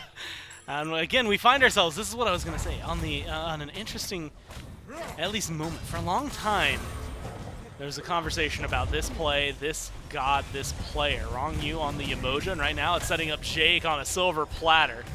Should be a pretty easy kill when you've got 4 people surrounding the support. Leviathans pick that one up. Now the Lizards are in mid, and they'll keep on pushing. fineokay rotates in. I don't know if that's going to do too much. But Rongyu's Yemoja, I mean, renowned for a while. The game might as well have been done in picks and bans, right? You see him lock it in, and it was all over. This game, maybe going to be the heat check for me as to whether or not that still happens. As I've seen, his Yemoja is still insane. Oh, maybe it's now just the team around him that is going to have to make sure that that stat stays in the same spot that it was. We don't even have Pyromancers available just yet. The kills looking relatively even. Gold after that last kill for the Leviathans, taken down a little closer to the 1,500 mark now as opposed to 2,000. So they're finding some moments of control. And if you look at the tower health, they're winning at least in one lane. Zap has found a lot of pressure against Net. Has a level lead as well. Could turn that into a little more. Pyromancer spawns in. Started up immediately by the Leviathans. They're going to commit to that crushing wave a little too soon, but they are still able to secure. And they walk away just in time as the Warriors weren't able to fully retaliate. Now the fineokay might be too deep, picked up by Panitom and brought in. It's just that easy for the Fenrir. And then the stun. Yikes. Follow up immediately onto Ronngyu. Hope the Pyromancer was worth it. The Warriors stack up another 2. And they force the rest of the Leviathans to scatter to the wind. Yeah, I don't know who's called that. They're going Okay, they're going for adapting. I was going Yeah. to say, they're going for fire? No, they were trying to find adapting. There's no way they're able to find it here. I'm not sure whose play call that was to go for the fight by the Leviathans. You get the Pyromancer, you get out. That's all the fight is over. But fineokay goes for his ult, instantly cancels the cavalry charge right in front of a Fenrir, and Panitom says, oh good, lunch. Picks him up, drops him to his team. Unfortunately, just drops her free. And the only reason fineokay makes that play is if he's the one who said, hey, we should fight, or someone on the team calls for the fight. Because if you get the Pyromancer and there's nothing else to fight over, I see no reason to stick around and go for that play. Yeah, it ends up costing him. And Trelli, what should have been another little close gap, keeps it right at 1,500 instead, right? You see the divot and then immediate pullback. They're just lucky and maybe happy that adapting didn't die in the process. Still no beads yet for the Hebo. Not yet level 12. So Panitom's window of operation over there maybe closing at least a little bit on top of how free the ganks are going to be. Fury started up. Jake has eyes on this one. Damage over the wall. Not enough from Pegon. Leviathans get the Fury. This time, Trelli, they are running from the fight, but the Ragnarok not able to pick up. Gets a little damage out there. Ronngyu still going to fall. One for Fury should be enough. Adapting has to play carefully. The Sod has brought in the cavalry, and the cavalry charge in retaliation. Maybe too late. Panitom leads forward. Too early for the stun. Falls back. Tier 2 dives. 12 minutes in from the Warriors, despite the Tier 1 still standing. I was going to say, why aren't they going for the tower? Oh, yeah, because the Tier 1's still up, and we're only 12 minutes into the game. It just so happens to be They're a position. going to kill him. Wait, why is fineokay up here? I mean, it's going to be slow. He doesn't have ult, though. He's definitely going to die. It's just the burn. I'm going to be real with you. Please do. Don't know why he stepped back in. No. At that point, Tier 1 tower, probably just forfeit. And it is. They get the tower and the kill, plus the kill onto adapting, plus the kill onto Ronngyu. You lose the Fury, but, you know, some quick math, you're probably still coming out ahead of the trade. Yeah, I was going to say, the quick back, I was concerned if it was for the Oni Warriors to go in for a fire jump, but it looks like it was to try and stop the split push. Sheento has been getting some great farm in the meantime. And also Zap. I think there's been a lot of split pushing going on. That's the reason this gold lead, this XP deficit is not out of the world. Yeah. At the moment, it's relatively tame. I would say the Leviathans are still in a pretty good position to look for fights if they can get adapting an extra item and an extra relic. This Hebo being 0-3 is the main concern. The Hebo's no real way back into the game. It takes a while. He's getting bullied. Sod is half health and still dashing forward because he doesn't care. Adapting needs to find a kill here. I don't know if he can, but fineokay sure can. Yeah, it's going to at least punish a little bit of that in Panitom. Because he was left alone, won't be able to find anything else. Blinks! Oh, it forces the blink from adapting as well. Still jukes out the ult from fineokay. The leap should be coming back soon, so that's going to be an easy disengage. Clears up the blue buff. And just walks away from this one. Sheento's up in the air, though, and he's going to be going in. The slow's good. No mana for Panitom. Just enough for the leap. That gets him under the Tier 2. And it looks like that should be the end of it. But the push on right, and this global presence from the Hunter in mid, Trelli, it's just enough right now to keep applying pressure to the Warriors. Certainly is. Pyromancer spawns back up. And That's the an even Leviathans game. are there right away. That's what I'm talking about. That split push is starting to add up. The Oni Warriors want to try and fight back here. It's just Jake and Pegon. That's enough to try and stop the aggression towards the Pyromancer. But the Leviathans, with this split push, every time they see the Warriors go left, they go right, vice versa. They've been able to pull relatively close in gold, and honestly, they're ahead at the moment. Pyromancer started up and secured by the Warriors. So they've gone 1 for 1 in terms of those engagements. In fact, the Runic Bomb's still there in Rongyu's pocket from earlier. The other thing that's standing out to me, Trelli, and you can tell me, you've been playing SMITE for a little while. This comparison, it feels apt. But Chernobog is applying to the map what Loki used to do, right? He's just, if he's not in the fight, he's on the other side of the world, but he's taking a tower, and there's nothing you can really do to stop it, except that he can then get into the fight as well. Yeah, I think I like to compare it to the Season 1 Apollo days for sure. Oh, for sure. Because Loki, the scary thing about Loki was you send one person over to stop him, and he would just 1v1 you. He would just say, oh, I'm just better at fighting. Chernobog says, "Oh, someone's coming. Okay, bye. I'm gonna fly. I'm gonna fly away to my team, and now we're up 5v4. Very similar play style though, just run away, get farm, CS at level 20, make the difference. And both of these hunters, I talked about it earlier, both of these hunters are going crit. I mean, I was told crit was dead and the meta was shred only, but Netrioid for the second game in a row is going crit, and Zapman and Sheento both building towards that crit, and they need it for this Fire Giant. They're going to start it up already about half health. Wow, they go for the heat check. They're going to pull back on that one. The Horus ult brings it in. The Fire Giants still have health. They're gonna pick it up. Warriors are going to pick it up. Netrioid starts the DPS. And they're going to hover around this one with the zone, though. Netrioid's the only one really doing the damage. So this doesn't look like it's the full commit. Instead, they're looking for the picks. Where can they find the fight, though? Gonna drop the Fire Giant, instead turn around. Walls from Ronngyu, good, but the damage he's eating in the process might not be enough. Adapting, goes in for the ult, gets a massive amount of splash, and Netrioid falls down thanks to Sheento. Adapting's low, but so are a lot of the Warriors. They're trying to split him up, but nobody's getting the kills. Nobody's finding anything. Instead, Sheento gets a double. Finally, they're starting to pick him up, but it's 4 for 2, Trelly. The Fire Giant fake for the Leviathans baits the Warriors in, and it goes well after. And as long as you've got a tank and 2 crit ADCs, this Fire Giant goes down for absolute free. There was just not enough damage. Adapting lives at 1 HP. For like 90% of that fight, there was no one that was able to find it. The ultimates just not connecting. There wasn't enough damage, and the 2 hunters on the sides of the Leviathans free casted. I mean, there was some damage put in, but full health at the end of that engagement. Sheento gets to hold on to his Aegis, and Zapman's looking just fine to grab a tier 2 tower. Huge swing in favor of the Leviathans. You only get FG on 3. But now it's fineokay TPing. He's going over to that Fury. He wants to make sure he can tank for his squad. And it's only Awesome Jake here just yet. Might be too much from Jake here.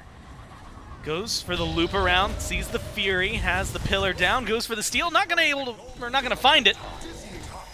Is gonna be able to walk out of this one. So a big, I'm gonna call it a win for him. Right? Getting to walk out of that scenario with your life, that's pretty massive. I'm a little concerned. Not concerned. No, you can be concerned. I'm confused. I'm puzzled. There's a few different words I can describe it. Panitom goes erosion. 3rd item. This is something I've seen build a lot into the Vamana. But this team composition, I'm not seeing the value from it. You know, I'm not seeing like how much shielding is really going to start adding up here against the Leviathans. Just seems like an item that Panitom wanted for the stats. It's not going to get too much value here. And at this point, he just wants to be tanky, clearly. But still, I think at this point, Netrioid's not doing enough damage to be the only physical damage dealer. You've got a Horus, who is also not going to provide that much burst. Panitom's damage is still valuable here, at least this early in the game. That movement speed stat, not bad, right, with the Yemoja on the other side, but movement speed doesn't kill people. Unfortunately, it doesn't. And so you can run at them as fast as you want. Might not be what you need. We'll see if they can find something. So far, this Fire Giant hasn't done too much. Tier 2 over on right's been taken down. But the Tier 2 in mid, Tier 2 in left now being looked at might just be enough. Because you've got a carry here, adapting here, and a minion wave here. So it is a slow crawl forward. For the first time in this set, the Leviathans have a very solid lead. A little over 3,000 gold. They get to fall back, spend some of that. They're not keeping 4K in their pockets this time around, Trelly. Certainly not. We're not going to see as many, let's say, big bursts. Still 1,600 in pocket for Netrioid, who, very similar to last game, has gone to the Bladed Boomerang. This time around, though, it has stalled out. And it feels like that's the story of this game right now. Stalled out. Yeah. Fire Giant's going to come back in a minute. You got to wait. I just love what the Leviathans have done with this composition. They've got double crit ADCs, right? So if Panitom wants to be tanky, he has to get Spectral. But adapting is still a threat. Even at 1 and 4, the burst damage from Hebo is disgusting. So he has to go into even more magical defense. And that's what everyone's like, man, I need Genjis. Oh, man, I have to get some more magical defense because this Hebo, despite being down, is still doing a lot. Which means for the moment, Zapman and Sheento are able to dish out tons of damage in the backline. These double ADCs need to be dealt with as well. And the front line of the Oni Warriors can't do it. That's the reason these fights are going sour. Now the Leviathans are able to push up at the mid-tier 2, the last one they want to grab. And where's Sheento? Nowhere to be found. He's pushing left. He's going to keep split pushing until someone gets sent over. And looks like there's some capabilities. This is where, you know, we've been talking to the pros, where a lot of the difficulties really comes, is this strip of map around the Phoenix line, and how simple it is. I mean, walking from mid to left at the tier 1 line, that takes a little while. Yep. Walking from mid to left at the Phoenix line is like 10 steps. You're going to get there pretty quickly. And so you can see right now Netrioid waiting. Maybe looking to get the ult on the Zap and force him to feel awkward. Instead, steps back. Is just going to clear out the wave. Force Sheento to fall back. Play carefully. Fire Giant spawned in. The majority of the Warriors and the Leviathans are over here. River's Rebuke locks in Jake. It should be a kill. But there's going to be the Horus ult. Jake dashes forward. Great retreat from the Warriors. Panitom might not have gotten the memo, though. Let's play carefully. That's just easy. Leviathans are going to walk away. Sheento might get soloed out. Nope, has the ult. Gets out of here in time. The rest of the Warriors have go to all someone. gone left. Going to land in mid. Kill good for Panitom. 11-7. But it costs him the Fire Giant. Yeah, I mean, that was great because you get awesome Jake, sure, but he just puts down the Terra walls and hides behind it. I mentioned the damage on the side of the Leviathans. It's a lot of hunters, and they can't auto through walls. So, awesome Jake lives for free, but just in case, SOT provides the ult to get him out. All the while, Netrioid forces the ultimate from Sheento. The issue about that ultimate is you have to go to an enemy. You cannot fly to your team like an Apollo would be able to. You got to pick someone. Netrioid was waiting there, just waiting, trying to find that 1v1. Sheento says, I'm not going to give it to you. I'm going to get as close to my team as possible. And, of course, Panitom able to pick up that kill. But it does stall out the Fire Giant, which means Sheento's not going to be able to pick it up. The rest of the Leviathans are.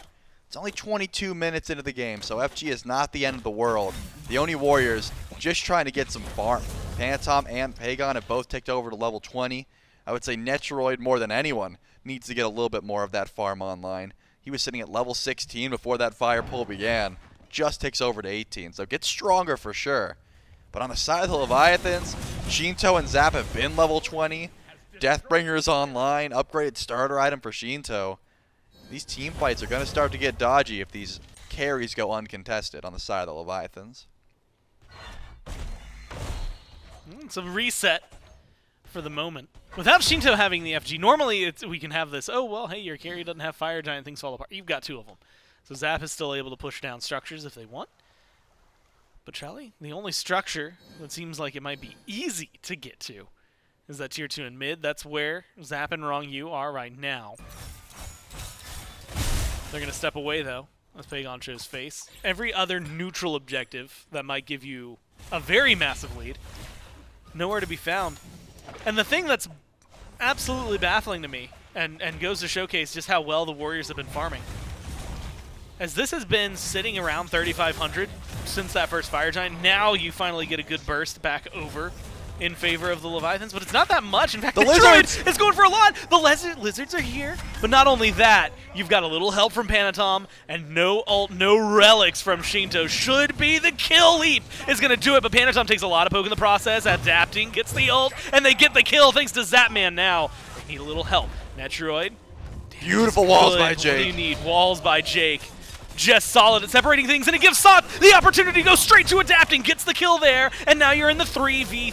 Netrioid's still a little lower in health, but he's got the damage numbers and the assistance from Pegon coming in. fineokay dashes forward, the other two are trying to deal with Zapman. Stun is good from Jake, but he gets the kill anyway. Support goes down, and now Netrioid trying to do whatever he can to stay alive in the jungle. Zap! And Zap's doing too much, man! He just hits them where they need it, and the Leviathans managed to walk away with that. I'm so amazed. many kills. I mean, once Jake gets that 3-man ult, it looks so good for the Warriors, but the cursed Onk right on the Terra ultimate made so much happen. Pegon just could not finish the kill onto Zapman. Zap was one hit! And Netrioid just left. He booked it. He said, all right, good luck, boys. Panitom's here. Should be able to attempt to save this, but you got to get onto Zapman, and that health bar is looking low. Zap actually dashes in. Yeah, he dashes forward. Netrioid does as well. He goes in, and no, you can't be doing that. Locked down from the Leviathans.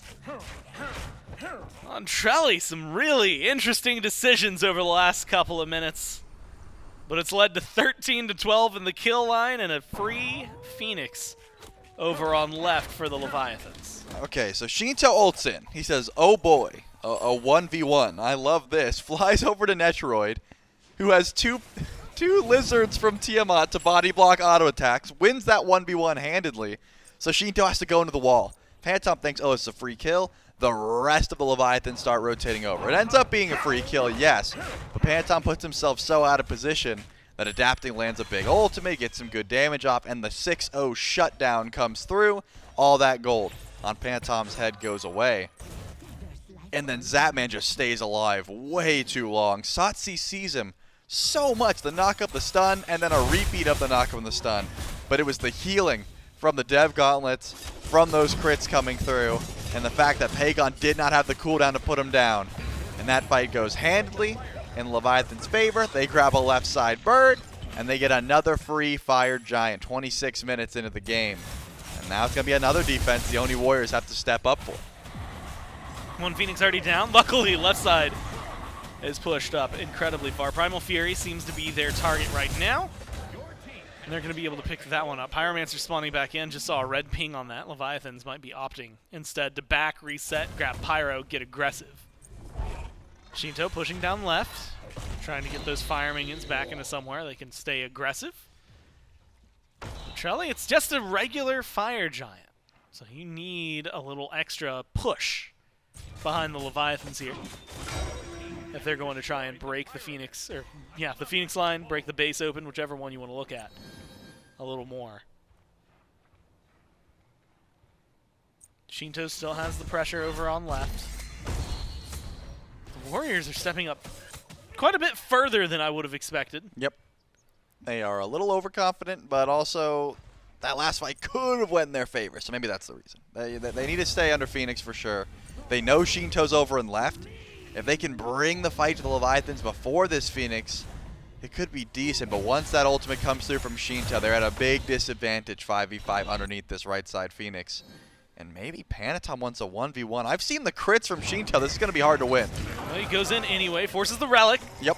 And the beads, there's going to be the ult as well. He goes in onto Panitom, though. Sheento's getting brought back into this. No goes way, deeper, he dashes forward as well. Panitom jumps. He's going to be in the fountain now. Sot has this. The ult's been used. The beads, the Aegis, they've been used. The team has been getting aggressive, though. Right side Phoenix taken down. Sheento dashes into the wall. Dashes away. Stun not there for Panitom, but the autos seem to be. And Sheento is going to lose his life for this one. Left side Phoenix. It's going to be coming back soon. Right side Phoenix goes down. Rest of the Leviathans turn tail. Get out of there. I mean, Sheento had to die. I'm just amazed it wasn't after he dashed twice into Fountain and tried to get that last auto attack there onto Panitom. Again, look at Panitom's build. Nothing about that screams to me I can 1v1 Sheento. I mean, the Spectral Armor cell was good, and that is going to help out. He lost Glad Shield, gains anti-crit, which, believe me, Zap and Sheento have a lot of. But still, if I'm sending anyone over there, it's going to be Netrioid, who's just an item behind. And not to 1v1, just to stop the push, right? Saying, hey, you clear some waves, that sort of thing. But I think that was the call from Panitom. Stall, Sot can come over, help out. Unfortunately, you lose your Phoenix over on right, but you're able to find the kill and double relics from Sheento in the meantime. Left bird does come up, and the Oni Warriors aren't leaving. The Leviathans are making their rotation over. Are they looking to fight is the question. It seems like yes. Well, fineokay gets aggressive, drops the ult before he can stun anyone now. He's the one who's locked up. Rivers of Buke surrounds the Warriors, and it's going to come collapsing in, but picked up as Sheento. He still doesn't have his relics. The damage is there. Netrioid gets the first kill of this fight, and Trelly, it could be devastating. Just the one kill opens up the doors for the Warriors. They run down left. They play a little patient. The tier 2's still there. They recognize that it might be a little too overzealous to dive this deep. Fire Giant's coming up soon, adapting. Unaccounted for by the Warriors. Teleport in from fineokay. 30 seconds without Sheento. They're chasing this. Leviathans are going to chase it. Sot looking for a little bit of extra damage. Jake is low.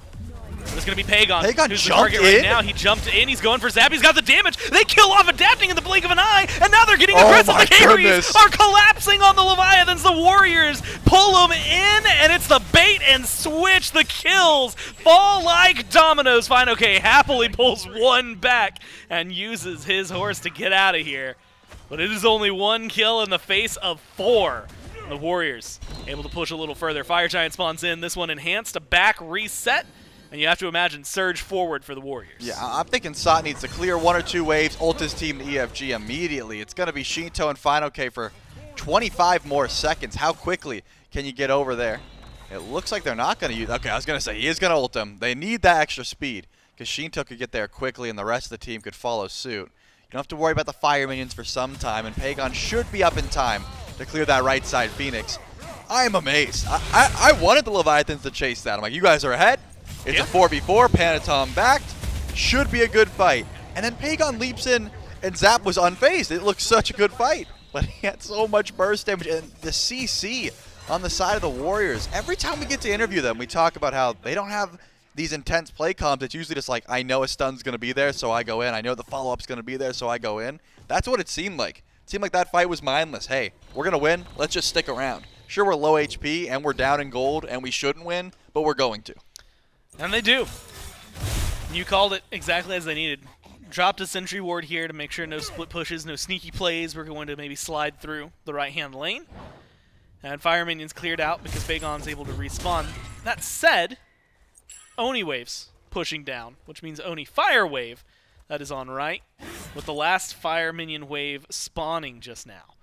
So definitely need some focus and some love for the Warriors over on the right-hand side of the map. Trelly, when it comes to sieging this team, it is just struggles on struggles on struggles. I mean, you're talking about a team that came back from 3 Phoenixes down at one point.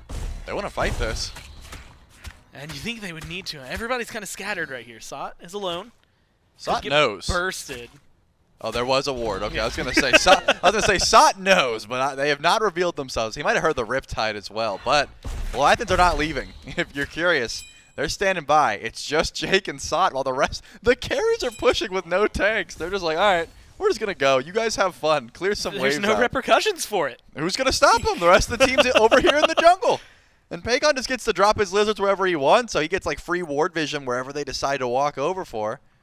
And Panitom has just been zoning, essentially walking forward saying, hey, where's everyone at? And I liked the play last time. Sheento's like, wait a second, where's everyone at? Goes up to the sky, immediately cancels the ultimate, realizes where Panitom is. This time around, you don't have to guess. They're all right here around this tier 2 tower, and the tanks are still nowhere to be seen. They're over in mid.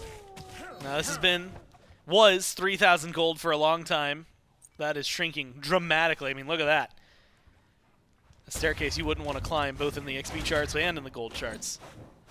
Tier 2 towers were still up for the Leviathans. That's going to change relatively quickly. But the buff, the power play, Trelly, it's not that long to work with. 40 seconds left. The conversation around a Phoenix might not even be there right now. Instead, we're probably looking at this tier 2. Probably a reset. One runic bomb there for SOT. With 20 seconds left, they're going to fall back. And I really go around expected an ult. I really thought SOT was they were just going to go in. I mean, that's such an Oni Warriors thing to do. Oh, we have 20 seconds left on EFG. Quick, group, I'm bringing you in. Like, yeah, we can fight. And they're just going to go in. They've got the runic bomb. They go in for the Phoenix. Of course, Adapting could just be waiting there with a 5-man crushing wave. And maybe that's the reason they don't pull the trigger on that play. They got 1 minute for EFG, which the Leviathan should be ready for. fineokay is already here on respawn just to make sure that it won't be snuck immediately.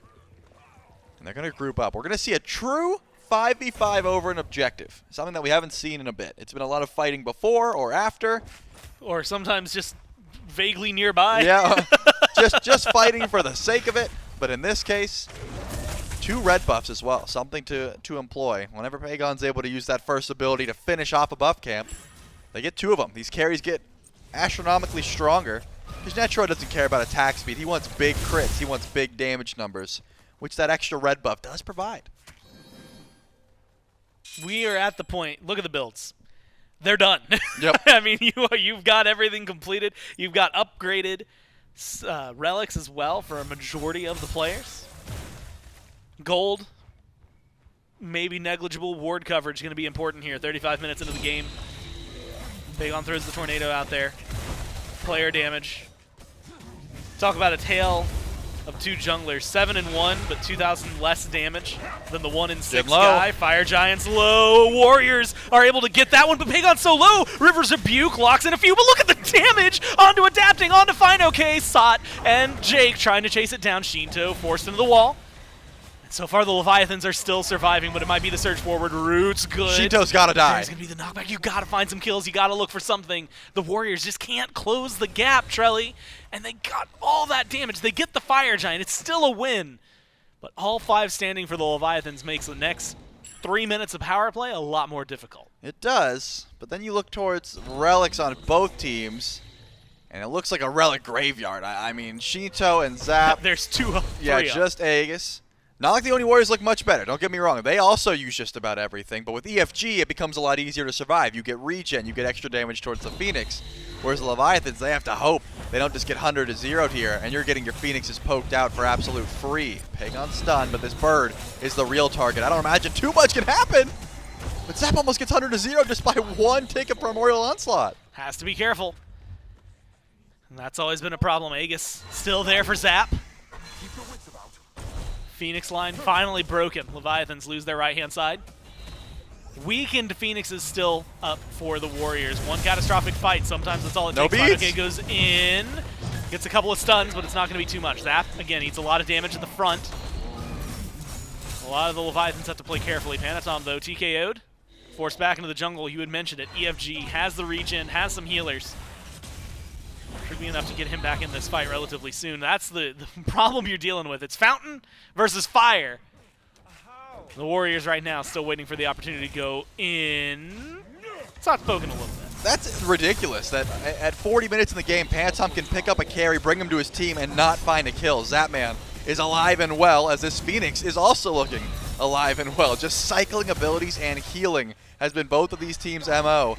And it looks like just SOT is the only one who's actually able to get some damage off on the mid-bird because the carries have to walk back. Panitom wants to stall for another ultimate at this point, but finally, fineokay is going to leave the charge in, but walled off by Jake. He can't find anything. And this has been great from Netrioid. Every now and then steps in, throws a few autos, gets the wall, or gets the Phoenix. There's going to be the River's Rebuke. Sheento up into the sky, looks for the slow. Netrioid is getting low. They have to find these shots, and they do. Adapting, puts a second one on the board for himself, and he's going to find a third in the same breath. Double kill for the jungler on the Leviathans. Now the Riptide trying to surge him forward. SOT, blink, ult. Pegon's going to stay on He's dead! It's too much! And now Panitom, he's trying to do what he can, tries to lead forward, gets the Phoenix, but you need some defense. You're the last man standing. It's 1 dog versus 5 of the Leviathans. Trelly, they're running down mid. There's no way. It's going to take him a little bit to He get can't do there. anything. What can he do? Can he win? He's got ult. Fire minions? Can he do something there? Nope, there's no way. What does he fineokay just have? has to clear minions, and this should be Oh, an the easy game's end done.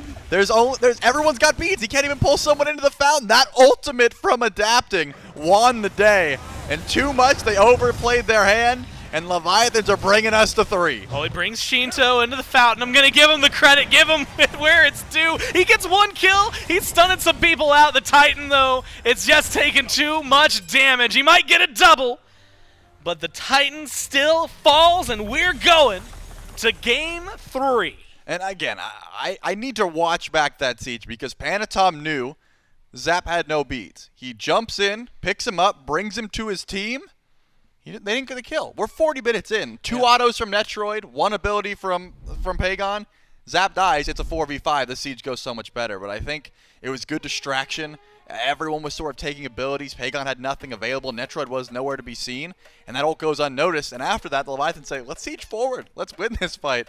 And I got to say, adapting, the KD is not going to look good. Nope. But the damage By numbers... the end, it actually didn't look That's that bad fair. anymore. He did get a triple kill. He did get a triple kill till the end. But he was like 1-6, but the damage was always there. The Hebo was an ever-present threat. And I said it was a ticking time bomb for a reason. 1 ult, triple kill, confirms that one for the Leviathans. The Leviathans drag the Warriors. Honestly, it's the Warriors drag the Leviathans out, right? They lost 2 Phoenixes at one point. Yep. They keep that game going. They get themselves into what looks like it's going to be a successful position, potentially a 2-0. And then sometimes one great ultimate. Great plays from the Leviathans. Turn things around, let them run down mid, and send us to game 3. We'll find out who wins it all right after this.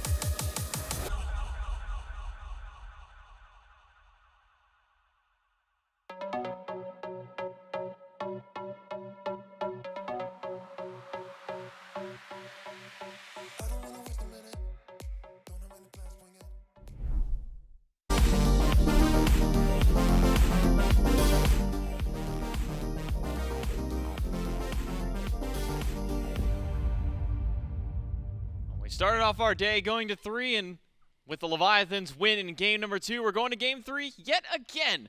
This time against the Oni Warriors. Atlantis Leviathans, a bit of a struggle. Mifflin, at least throughout the early game, Panitom was really getting off to a strong roll with his squad, but through the perseverance of the Atlantis Leviathans and maybe a little bit of extra help from adapting on this Hebo, the damage output that he was able to have throughout this entire game, Mifflin, and one little triple kill, sometimes that's all it takes for Leviathans to be able to bounce their way back in this one, and they tie up our set. A big performance from adapting, to be sure. I mean, when you are in the clutch and you need something big to pull you out, it's always going to be adapting for the Atlantis Leviathans. That Hebo performance, just perfect from him. The multi-man crushing waves to really mess up some of the arithmetic on when you need to disengage, how much damage output is it, what's my kill threshold. It seems like anything below 50% adapting is going to one-shot you. So clean stuff from him, and great wherewithal from the Leviathans. If Year 10 has taught me anything about SMITE game, it's the game is not over until the Titan has died. It doesn't matter how many Phoenixes go down, how low HP a Titan is, how many Fire Giants one team has, how many comebacks and come force there were. Until one Titan falls, the game is very much alive. 10,000 gold, 20,000 gold be damned. So a very competitive match, a very competitive set between these teams, and one that we expected to be heavily favored to the Oni Warriors. I mean, they have been on an absolute tear so far this year. The Atlantis Leviathans have been struggling in the early phase. But one more game like that, and I think a lot of the naysayers will turn around on the Leviathans.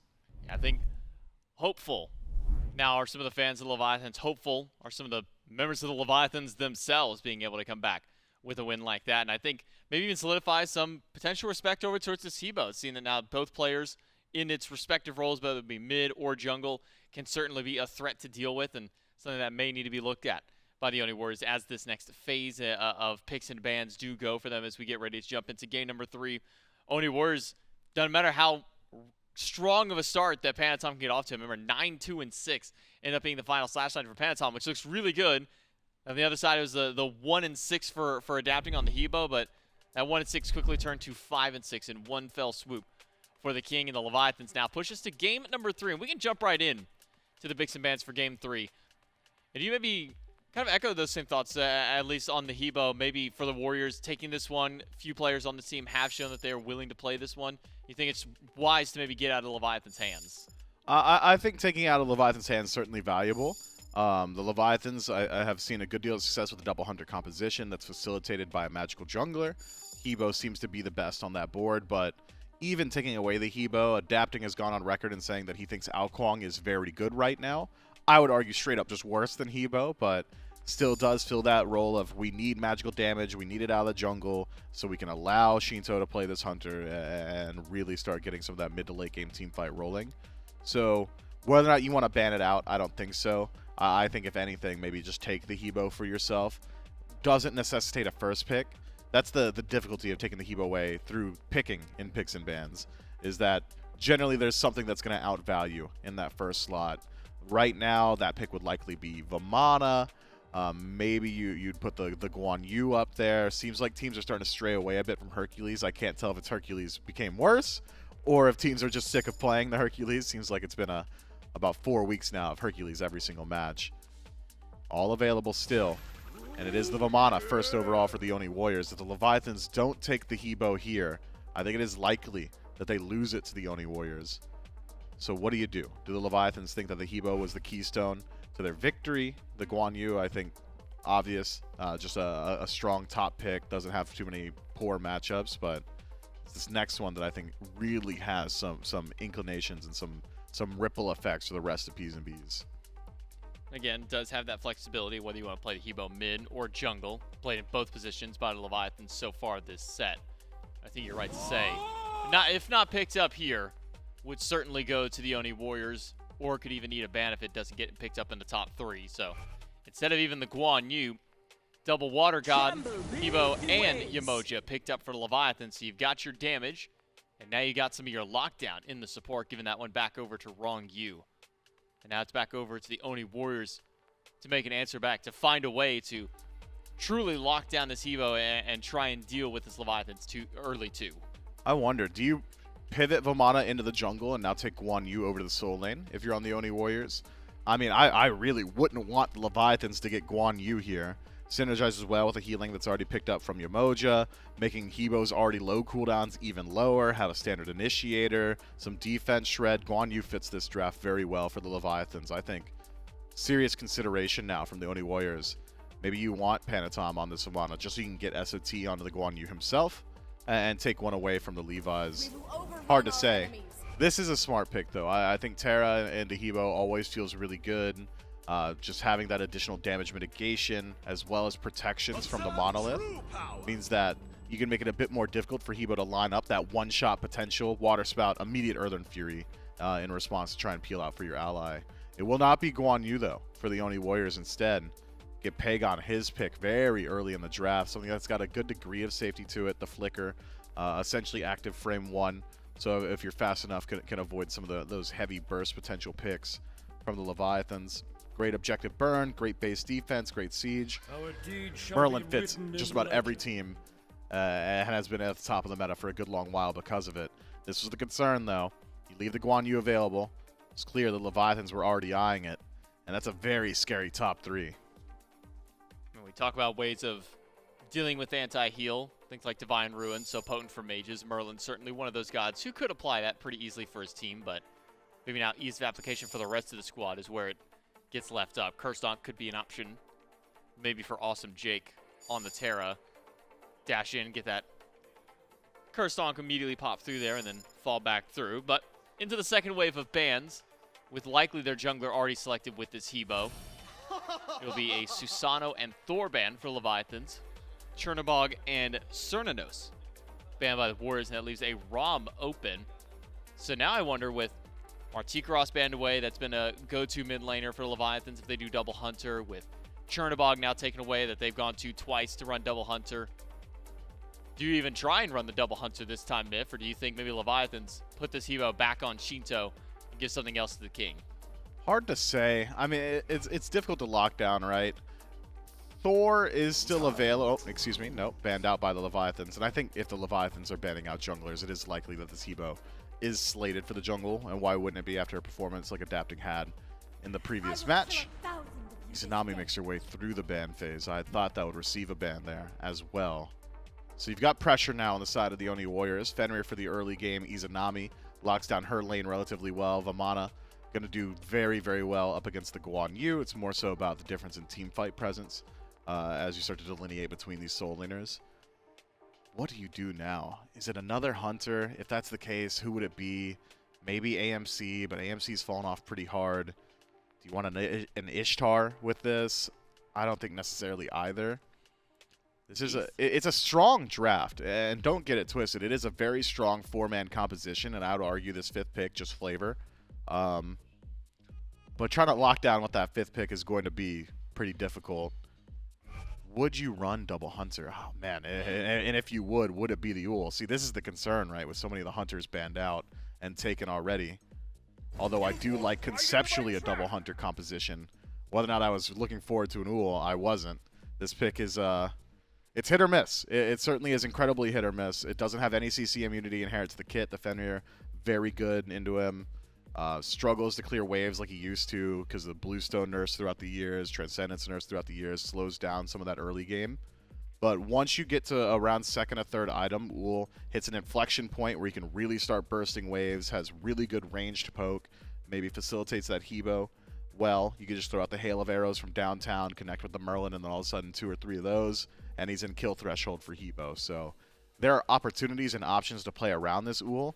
But it's the nice edge that you're walking. The Ullr pick, even when it was in the meta, felt like only some of the people could play it. Only some of the top players had it in their god pool. And it's been a good long while since we've seen him consistently taken. It's even been a while since we've seen even Sheento play as a pick that he ran a few times on Leviathans last season. So he'll find some success there. Ran in Season 8 to good success as well. But you're right to say it's been a while since we've seen Ullr in the meta, and it's a double with that. A while since we've seen Ullr even perform well whenever he was starting to hit that point of the meta. So now for Leviathans, it's pretty obvious kind of how their power scaling goes through. You got the double Hunter. You want to get through the early game, get to that mid-late game. You've got objectives nailed down. You have a lot of damage with this team. Oni Warriors Feels like their composition is very similar to the first couple of games that we've had so far, Mifflin. Get the early game through Panitom on the Fenrir. You got a Merlin once you get to late game for these sieges. So maybe more than anything, how do kind of team fights and such break down with these ones? Because it feels like Leviathans just drafted pretty much the exact same thing. So now for the Warriors, how do they kind of team fight in with their new additions to this draft? It depends on execution on field. I'd argue the Warriors had such a significant lead in Game 2 that it took a bit of a stumble from them for the Leviathans to fight their way back in.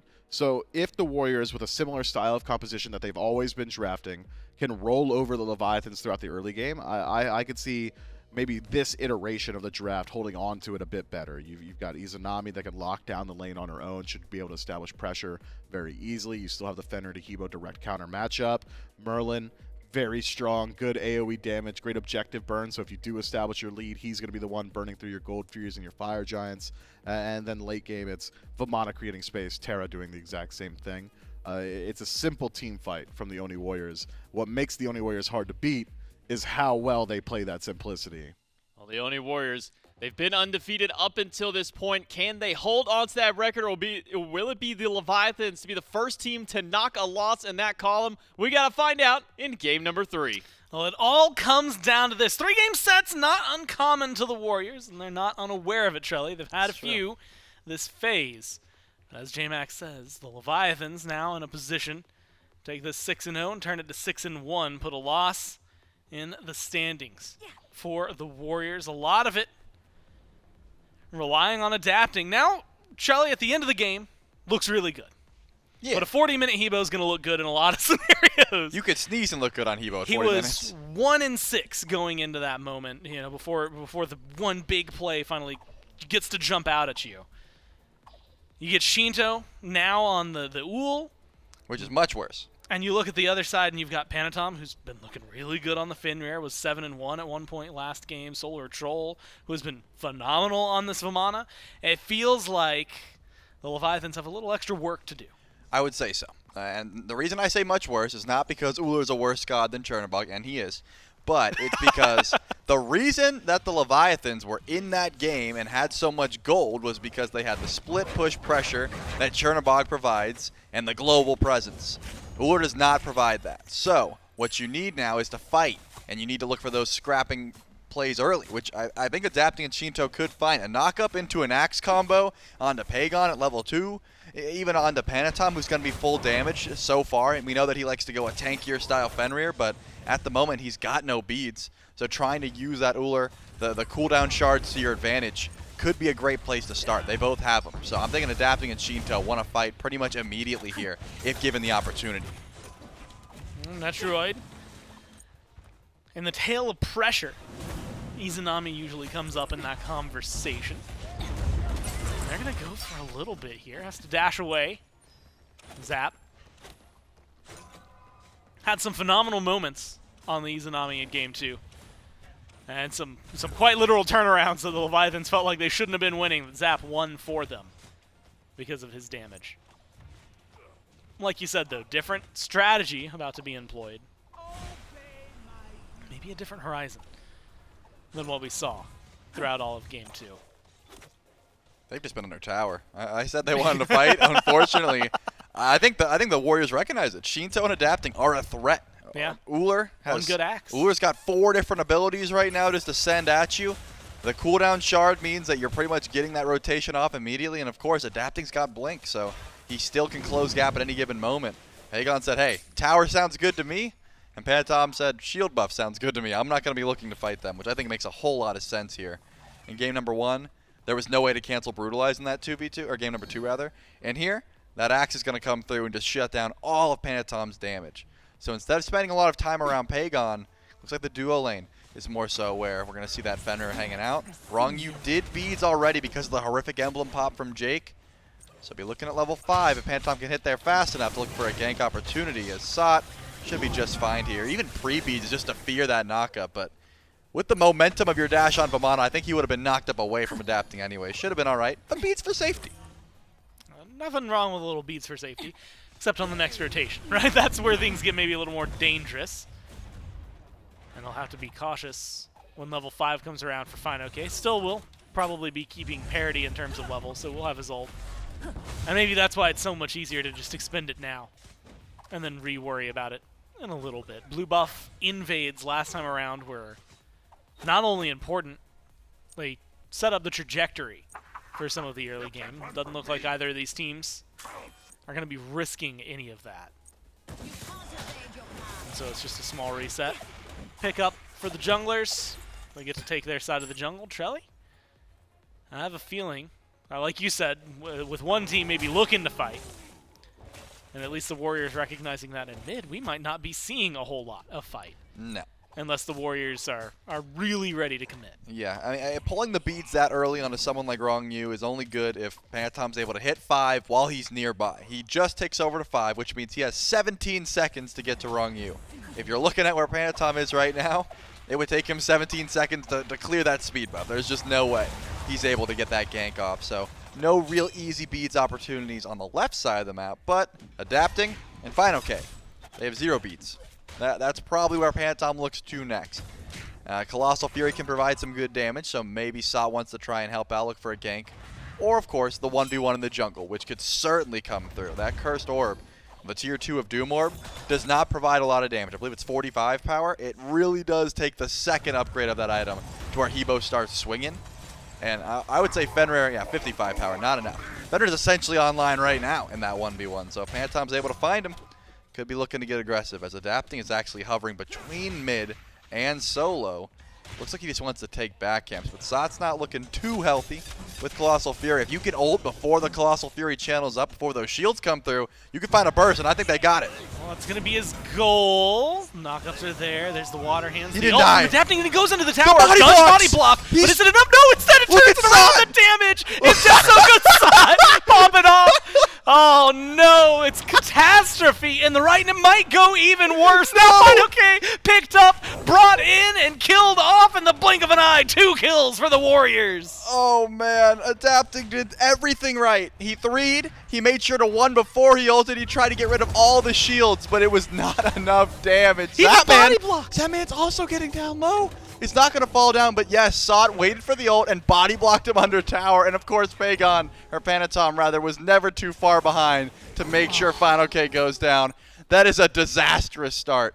And if you saw the pop-off in the player cams, you'll know Sot was pretty happy about that one as well. As he well should be. What a play from the Warriors. And look, if you're trying to have flashbacks, that's flashbacks to game 1 now. River's Rebuke over here. Zap's still kind of low. Netrioid throwing some damage out to him. Has to play carefully. Dash is going to be good, but what a good Riptide. No. The snipes connect. And that's all you need if you're Zap. They turn that one into a kill.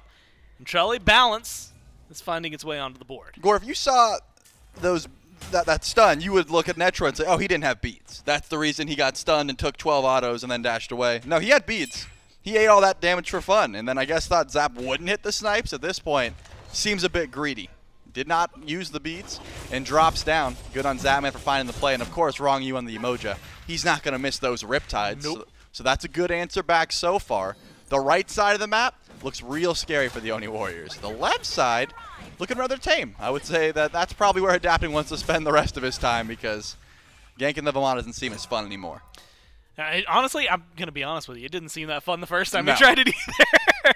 Oh, things that just go wrong. Panitom maybe needs to focus up on the left-hand side for the opposite reason, right? It's not looking as fun. He could maybe find some kills and get things going for him. They're going to go for Zap, though. Dark got it. Portal hasn't been used yet. What a great route. Good lockdown. You got to hit the autos, though. No, Zap gets to walk out. And maybe some lockdown here. No, Panitom jumps into the back. There's the Brutalize. And he makes sure the kill is there. Look at the map. Not a single person on the Leviathans is going to be able to punish him for this. And now Netrioid can step up to the tower and apply even more pressure. They do exactly what they need to make sure Zap gets punished. And I got to give credit to Awesome Jake for that gank. It is not easy to kill a Rama with beads, as Pegon does get aggressed upon here. Adapting goes for the ult. Does he have it? The Aegis is going to time out. Can he juke it? No. But Sheento confirms that one, and Adapting gets to live, and he will back at 1 HP. Beautiful gank there. I mean, that was a lot of damage from Pegon. Remember, he doesn't have beads. That Aegis had the time, and Adapting held it. He waited on that crushing wave. But previously, Awesome Jake, he walks up, he pops the Horrific, and then looks at Zap and says, go ahead. beads. And Zap's like, I don't want to. And he's like, you have to, because I've got the stun. So he beads as he dashes away and just barely catches the root. You call it out. Netrioid whiffs some autos, wasn't able to finish it, but Panitom's always nearby. Yep. And the Fenrir is able to jump in to confirm that one. All the while, Pegon unfortunately loses his Aegis and his life underneath that tier 1. Panitom's the catch-all for him sometimes, right? He's you know what? Hey, you might have messed up. Don't worry, guys. I got you. You're covered. Get something done. Unfortunately, like you said, it does cost a lot in mid in terms of Pegon's life and the Aegis. And that's actually one of those moments. He pre-Aegises before the ult comes out from adapting. When we finally see it, it seems like it's so almost instantaneous anyway that I don't think there's anything other than a pre-Aegis that he could have done to try and avoid that damage. Yep, and especially because you don't have beads. I don't know if Sheento threw the axe yet, but if he did hit the axe, you can't Aegis once you're stunned because you don't have the beads. So I think Pegon was like, my only play here is to make sure this crushing wave doesn't hit me. And unfortunately, that was just not in the realm of possibility. He tried to juke, did everything he could, and adapting made sure not to miss that one. So that's going to be a great answer back. The Leviathans still in this game for sure. Only 3-2, very early on. A scrap for the shield buff. And it looks like the Leviathans are able to confirm that one goes over to Zapman. But I've been loving this pace. I mean, adapting on the Hebo, he has not said, I'm going to sit back and farm. He has attempted ganks. He has had one successful, one unsuccessful.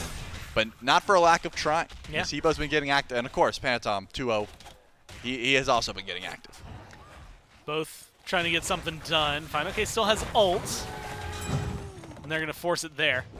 Actually, Panitom doesn't even have to use his in order to force it. Yeah. So that ends up balancing, I think, for both of them. Unfortunately, you show face on right.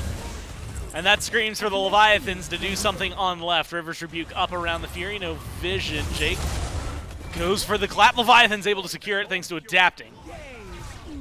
Doesn't look like the Warriors are going to respond in time to go for a fight. Instead, it's a small reset, maybe some invades.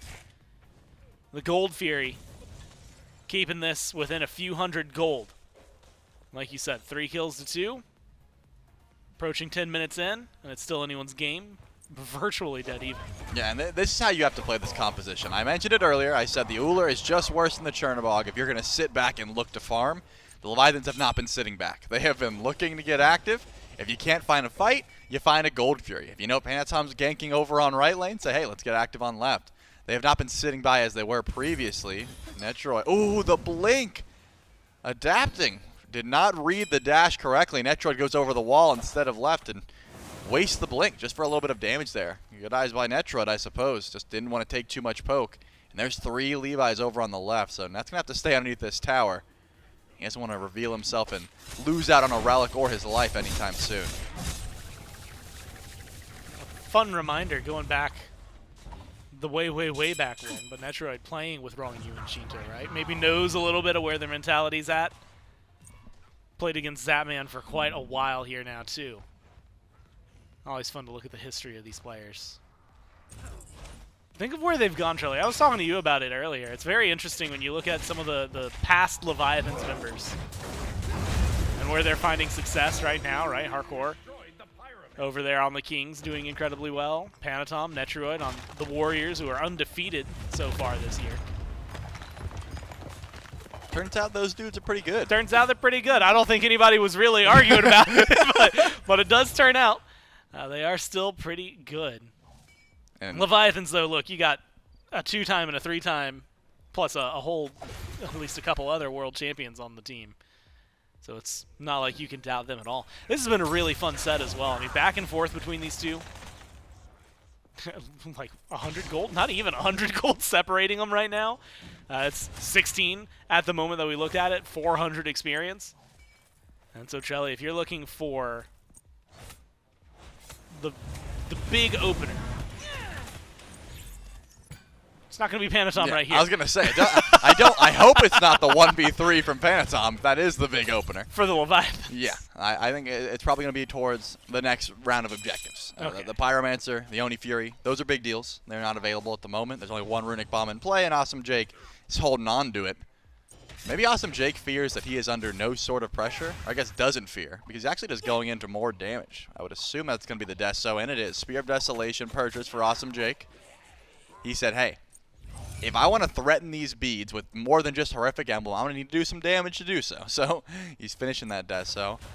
As Pegon is getting aggressed upon a bit, but Panitom's got the rotation in. There are 4 beads available. And with the ward coverage there, Sheento pre-axes the corridor just to make sure there's no more aggression towards his support. It's just fineokay for now. I mean, fineokay has the opportunity to go back and pick up beads if he would like. But Panitom doesn't have any easy way to get aggressive. And that's why Awesome Jake needs to pull some beads himself. Because if it's not Jake, then who? If you're beadsing Netrioid ult and there is a Fenrir on the other team, I think you have probably misplayed. And in this case, Sot doesn't force beads very well. It really is going to be a lot of Awesome Jake. And that was enough. There we go. Ronngyu pulls the beads. Now Panitom's got a target. And adapting in Zapman, setting up camp. And they're hunting Izanamis. Hunting Izanamis. They're not going to find her. It doesn't, yeah, no, She's not in only, base. because she's invisible sometimes too, so really difficult. As far as, like, game that you could hunt, Izanami's probably one of the hardest to try and lock down. The most dangerous game. The most dangerous game, the kind that can kill you The back. kind that can hunt back, yeah. She's got a bladed boomerang. And those things, look, that's scary and multifaceted. She's throwing it at you, it's bladed, comes right back at her. It's pretty frightening as well. Oni Fury spawns in, 13 minutes, 50 seconds. And you can see positioning from the Warriors, left side of the map. Burn is there because of the Merlin. Vision's going to be there because of the Oracles. And Sot's here. So they feel comfortable But no starting it up. fineokay. Yeah, with a big rotation. Might as well start it up. fineokay has the teleport and is going to teleport on over. So the full 5-on-5. Oni Fury, half health. A small engage with a Talu Assault from the Guan Yu. Jake picks the Fury back up. Poking it a little bit at a time here. Trelly, it's non-committal. Adapting, staying out of combat. He could always blink in, crushing wave, and the Oni Warriors do not like it. They're like, where's that Hebo? We got to find that guy, put him in combat, make sure he can't close gap and steal. And because no one can get to him, you can't go for the play. At the very least, you got the teleport out, but man, Sheento level 16. This Ullr has just been power farming. Maybe some aggression here, gonna pull the Aegis, but now Pegon's in trouble. He overstepped, he used his beads. The axe missed Through the there, wall. and now immediately, oh my god! Nothing you can do about it if you're Pegon. The beads, the Aegis, they can only do so long to prolong your life. Well played, well done by the Leviathans. Pyro it's a heavy for Oni investment Fury, for the though. kill. And now you have to talk about it. Not only is it Pyromancer, it is secured there. Sot goes for a steal. But like you said, Jake and Netrioid step back up over here. They've got to be careful. They've got to be fast. Jake's getting low. They're going to get the Fury, but can they get out of there? That is a pretty dramatically important question now. And Viz dash, good. Panitom, leap away. That should be enough to get the Warriors out alive. Yeah, unfortunate for the Leviathans. I mean, they're still going to be able to pull a head off that play, but because of their pick on the Pegon on the right side of the map, they left the Oni Fury essentially unguarded. And Awesome Jake tanks it just about as perfectly as you can. Gets himself one shot, dashes away, says, good luck, I hope you can confirm it. Netrioid can, and they're able to retreat. Definitely more valuable is the Fury, but again, you're able to pull the relics off of Pegon. You get a pick there. Sheento's been looking real solid, able to pull ahead XP-wise over this Merlin. So it's not the end of the world by any stretch, and oh no, they ran away so fast. It seems to me like they were able to grab the runic bomb, so now both supports have them.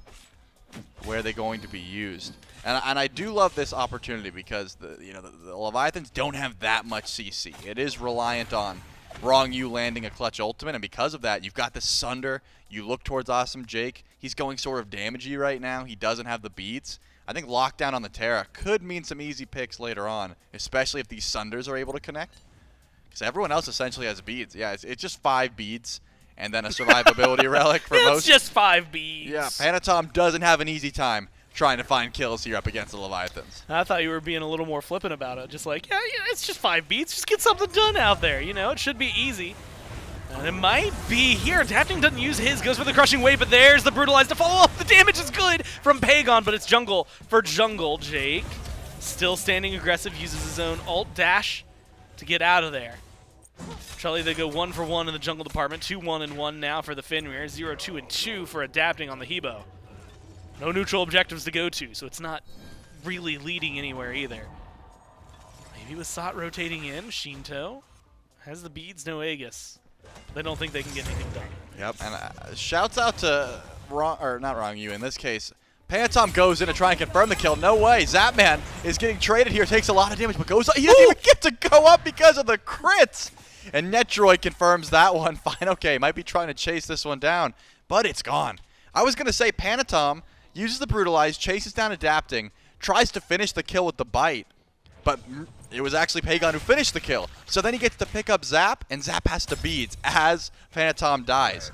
Doesn't actually need to. The ult wouldn't have came through, but it didn't matter. The beads are down, which means you have an opportunity to go over to the left lane and kill Zapman with his beads down, and that's exactly what the Oni Warriors do. Zap's only in that spot because Panitom grabbed his beads just before dying.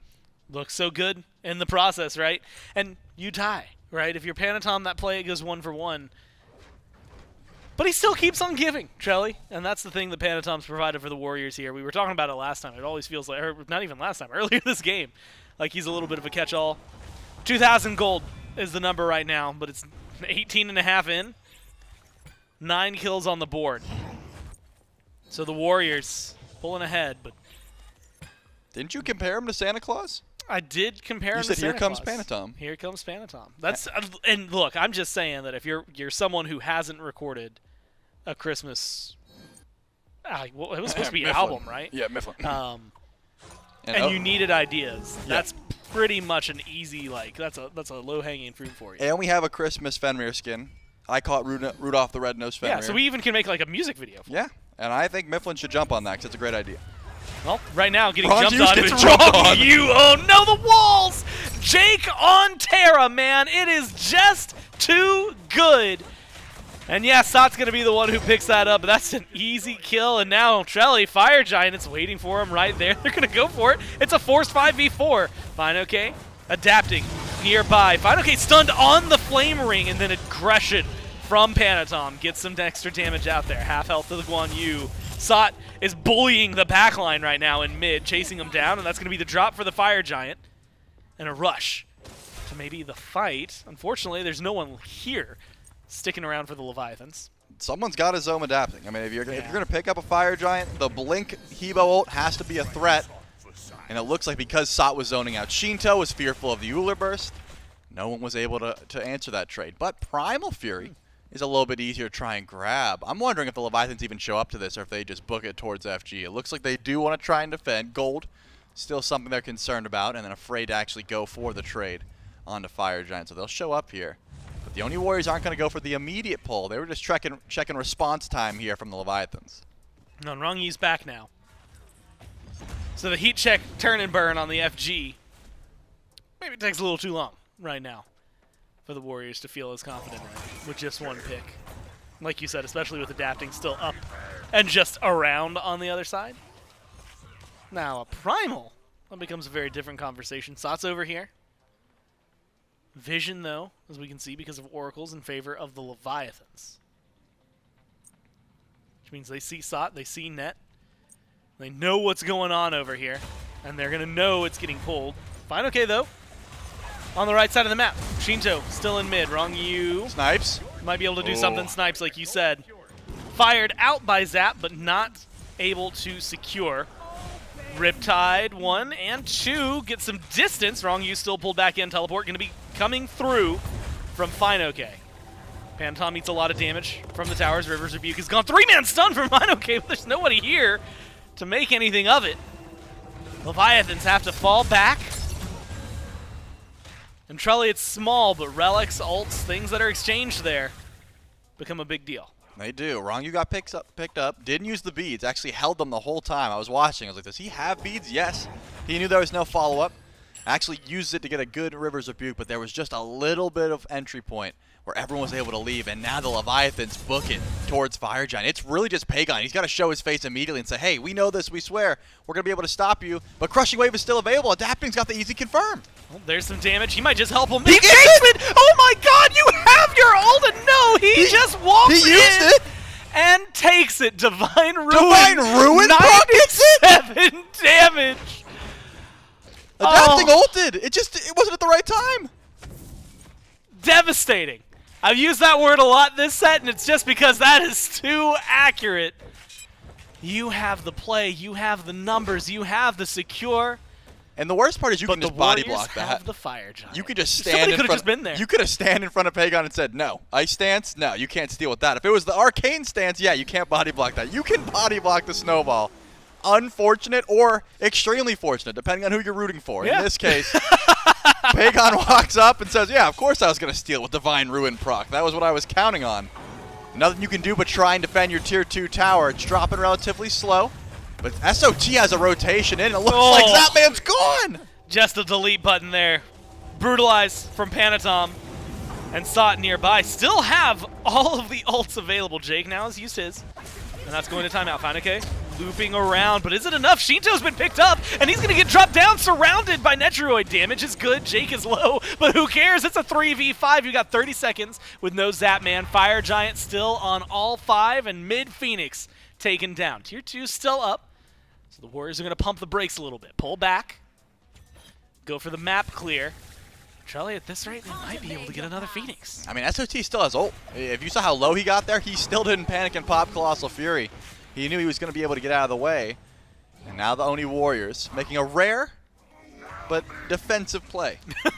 In this point, Patience on my Warriors? That is surprising. I think the Warriors that I've been watching for the past couple of weeks would have 100% went for that play, but because they dropped game 2, maybe they say, all right, we dial it back, we spend this 2,500 gold in pocket that we have, and then we decide to go in. They heard you making fun of them for the 4,000. Like, they must must have. Not again, man. I wasn't making fun of them. I was baffled that it even worked. I was Good like, point. this is ridiculous that they even went for this, and it happens to go in their favor. You can't make fun of them if they're winning. If they lost off it, I would have been like, you guys are silly, but they won, so they're geniuses. And they're still winning, so what can you say except, yeah, Pegon was going to steal that. We knew it. Yeah. I calculated the entire time. Yep. If they win this, I want the interview to be like, did you know Pegon was going to just confirm them? They're like, of course, yeah. We didn't even show up. We said, Pegon, you get it. It depends. If you ask, so let's say like Jake comes out here and go, I trust my boy Daniel. He's real good at SMITE. And, we knew he had that secure. And then Pegon's going to say, nope. Nope, I thought my team threw. Unfortunate, but we were able to confirm it anyways. And what a completely different map state we are in now than we were 5 minutes prior. As there's a Phoenix down, all the tier 2 towers are deleted off the map, and the Oni Warriors looking to siege on left. A lot of gold in the pocket. 8,000 separating them. SoloOrTroll looking to solo out Sheento. Axe is good from the Ullr, but it leaves them wanting on the left. Zapman deleted again. Panitom goes deep. Forces the beast. And then they just grab the Phoenix as well. 2 down. Saw has fire minions. And they have a numbers advantage. No carry here for the Leviathans. Warriors are going to play it safe. They pull back ever so slightly. Don't want to take the fight under the Titan. Don't trust their damage immediately. Specifically adapting. Still has ult. So they're going to play cautiously. Chelly. Fire Giant disappears. It's back in 20 seconds. And last time they stole it. This time, I think they're going to be looking to be the ones aggressing onto it. Certainly should be. Zap had beats, Aegis, and ult. Must have just gotten surprised by the amount of burst there. Coming from Awesome Jake, who was able to confirm the kill, but just about everyone after Panitom jumped in. That's the Zapman special. That is the Zapman special. He was saving them for next game, but it will be nice to have your relics up for this team fight at the very least, because Fire Giant, as you said, very important. That mid Phoenix should respawn soon, so the Leviathans, if they can get a clutch steal, if Adapting can blink in, he has gone relatively untouched during these Fire Giant pulls. Seems like no one can really close that gap and get to him, but it looks like the Leviathans are going for the more popular play that we've seen as of recent, which is ignore the Fire Giant if it's not enhanced and try and get as much gold in your pocket as you can. Tier 2 drops, and no one's nearby. fineokay just pushing out mid waves. The Leviathans are just going to try and push down a Phoenix? They're stepping up to it. Panitom's over here. Might have to be careful. Adapting Sheento and Ronngyu. Fire Giant goes to the Warriors. Sot had pushed up minions on right. fineokay, more than likely the one defender. Panitom, he's stopping backs. Can stop backs. They should be able to push down, maybe get this last Phoenix. Mid Phoenix is going to be respawning soon as well for the Leviathans. That being said, Sot, Pegon have backed as well. And so it is just the duo lane for the Warriors over on right. And they're going to play it safe. I'm surprised that it was the duo lane. Usually it's just the carries, and the tanks are the ones that are falling back. But in this case, Awesome Jake said, all right, I'm going to stay with Net. We can grab the Phoenix if they don't back up. Panitom might be able to pull some beats here off Adapting. The blink is available. Let's see the 1v1. How much do you have Adapting? I don't think you win this one. Well, jump. Not able to find much there. Oh, Cancels the he brutalize. Look at his face. He just blocked out the ult by jumping near him? I can't believe it. That thing is terrified. He got one tick of that. Hey, look, that smile is earned by Panitom this time around. Now look at Sot, how deep he is. He's dancing on a ward. They know he's there, but they don't have too much to worry about. The Hebo, that ultimate, that's what made them fear last game. Now, a lot more work to get this done. Pick up by Sheento. Netrioid takes care of business and gets the auto snipes coming down from Zap, but he's got to come crashing down eventually. He does, and it's into the waiting arms of the Warriors. Aegis goes well, but he's not able to make it back to the fountain. Sot uses the ult to walk away. The Warriors get a lot of damage out here. They get 3 whole Phoenixes, fire minions on left, and a 3v5. No carries to worry about. The focus on the Titan. Okay, causing a little trouble in the back line, but they're going to find the kills. There's a lot of low health bars, but it does not matter. Double kill for Pegon, and the Titan falls for the Warriors to continue their undefeated streak. Yeah, that's the kind of Oni Warriors gameplay that we're used to. Game 2, definitely a bit slower. The Leviathans making some clutch stops, but in this game, it was just all Warriors from the get-go. Unfortunate ganks early on. Again, Sot absolutely pops off with the body blocks in that first gank, shutting down the rotation that Hebo could have started by getting a first blood. And because of that, they just didn't have that same level of aggression. Adapting wasn't able to find those clutch ganks. Pegon does die immediately after, but it was just too little too late. The Warriors really started that snowball early, and it never stopped rolling. And sometimes that's as well as it goes. Right? Yep. I mean, there's so many moments in that game. The word devastating is what I kept throwing out there. Right? Whether it's the body blocks on the first blood, it's that unfortunate fire giant steal. I mean, there's so much that it just falls flat in the face of the Leviathans. Yep.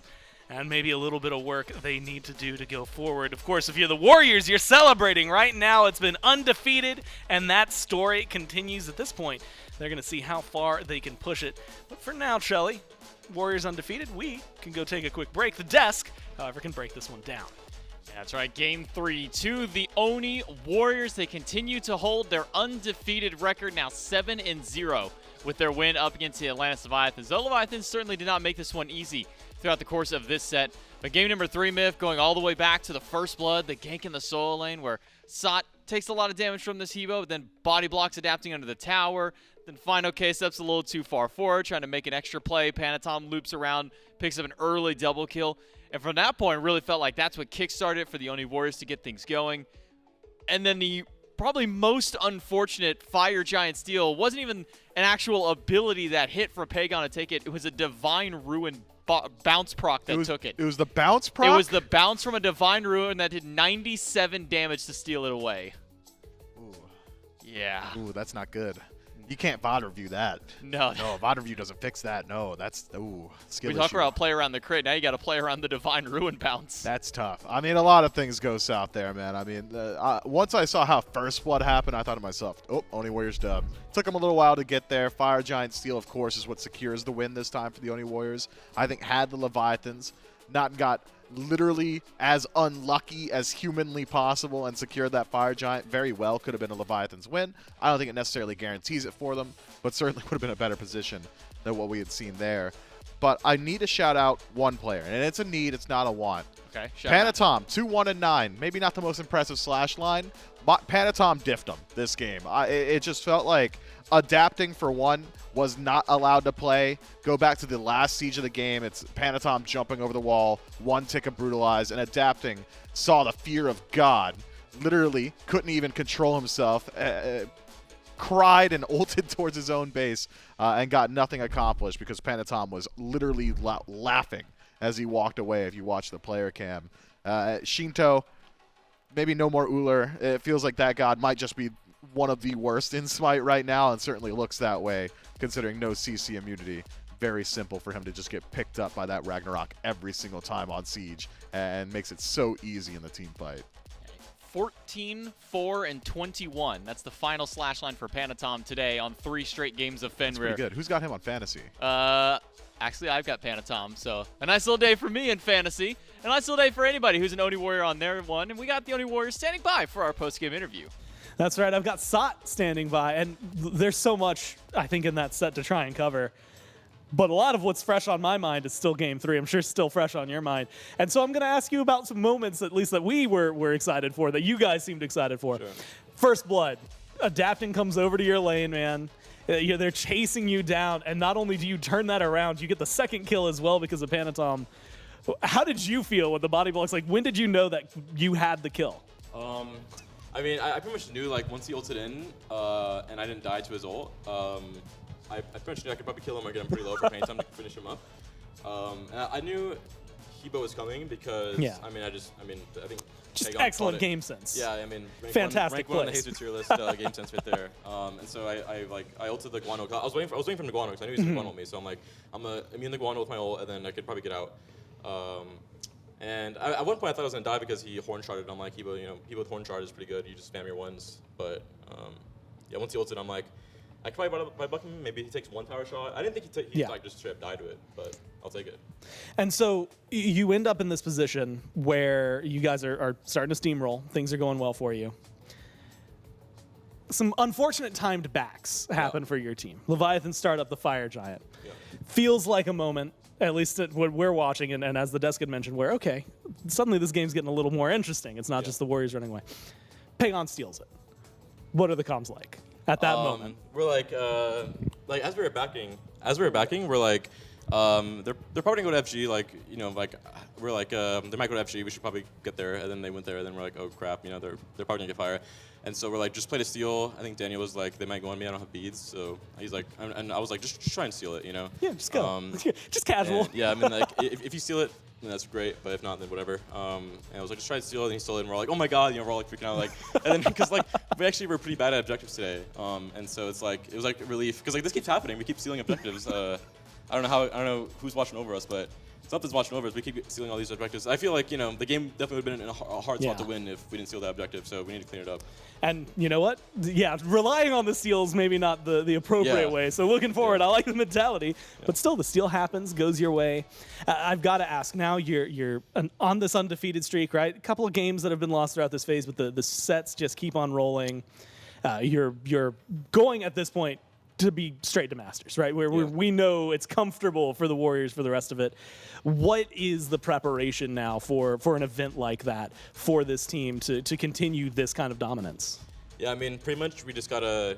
Well, one, I think it's important if you're on a win streak is to keep your ego in check. Make sure you don't, get just like stop caring. So we have to actually try really hard still, and we have to like hone the dog in us. Because if we got the dog, we just gotta hone it up, sharpen it a bit. I think the main thing is just figuring out, I think we have a solid grasp on like picks, but I think the main thing will be like adapting to like the new patches because that's pretty much what's going to dictate. I mean, who wins? Because like for example, like last year phase 1 Masters on Titans, like there's a whole new patch hit. It was 9.5, and it was like it changed the entire game.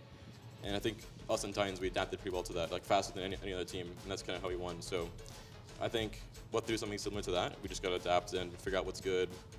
Stuff like that, and just keep pointing the dog in us. Yeah. So far, you've been riding the wave really well. I'm sure everybody at home, you've been creating exciting games for us to watch. So I've been enjoying the entertainment. But congratulations again, man, on the victory. Thanks for your time. We'll go back to the desk.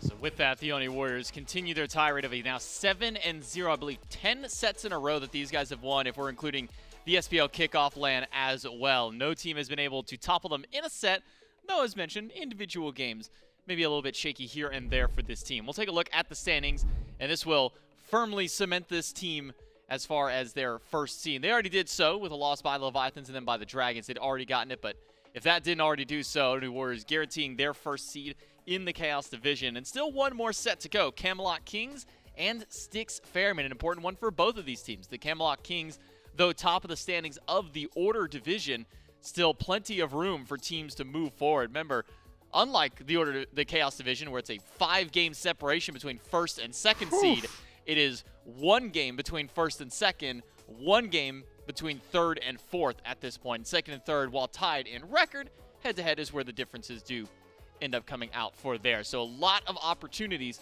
with still 3 to 4 games for all of these teams in that division to try and make their way over to the very top. So Order Division, definitely the one to keep your eyes out for who's going to come out on top by the end and be your first seed. Because remember, first seed for both the divisions, the most important thing is a guaranteed trip to Masters. The number 1 from each division goes straight to the Masters event. They don't have to worry about anything else, any kind of extra plans, whatnot. Every other team, they'll have to kind of fight for their spot there.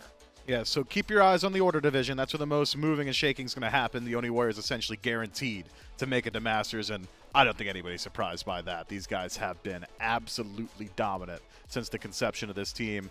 Real exciting stuff. Crazy as we start to approach 5 p.m. and we still have another set coming up. Yeah, still one more set to go, so make sure that you all are sticking around as we get ready to jump into our third set. Camelot King, 6 Ferrymen, coming up next.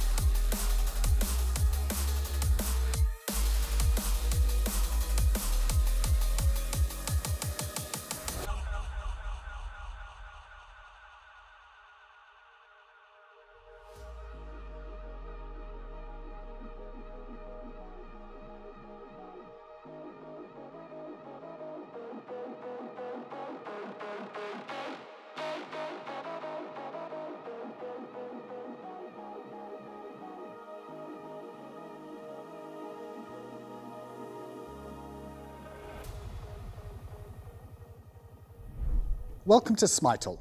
Here's how to play. You're trying to guess the god, and we're going to give you 6 hints to do so. With each hint, you get 1 guess. These hints can be card art, item builds from the Pro League, or even the god's release date. If you guess correct, you win. It's that simple. If you're wrong, however,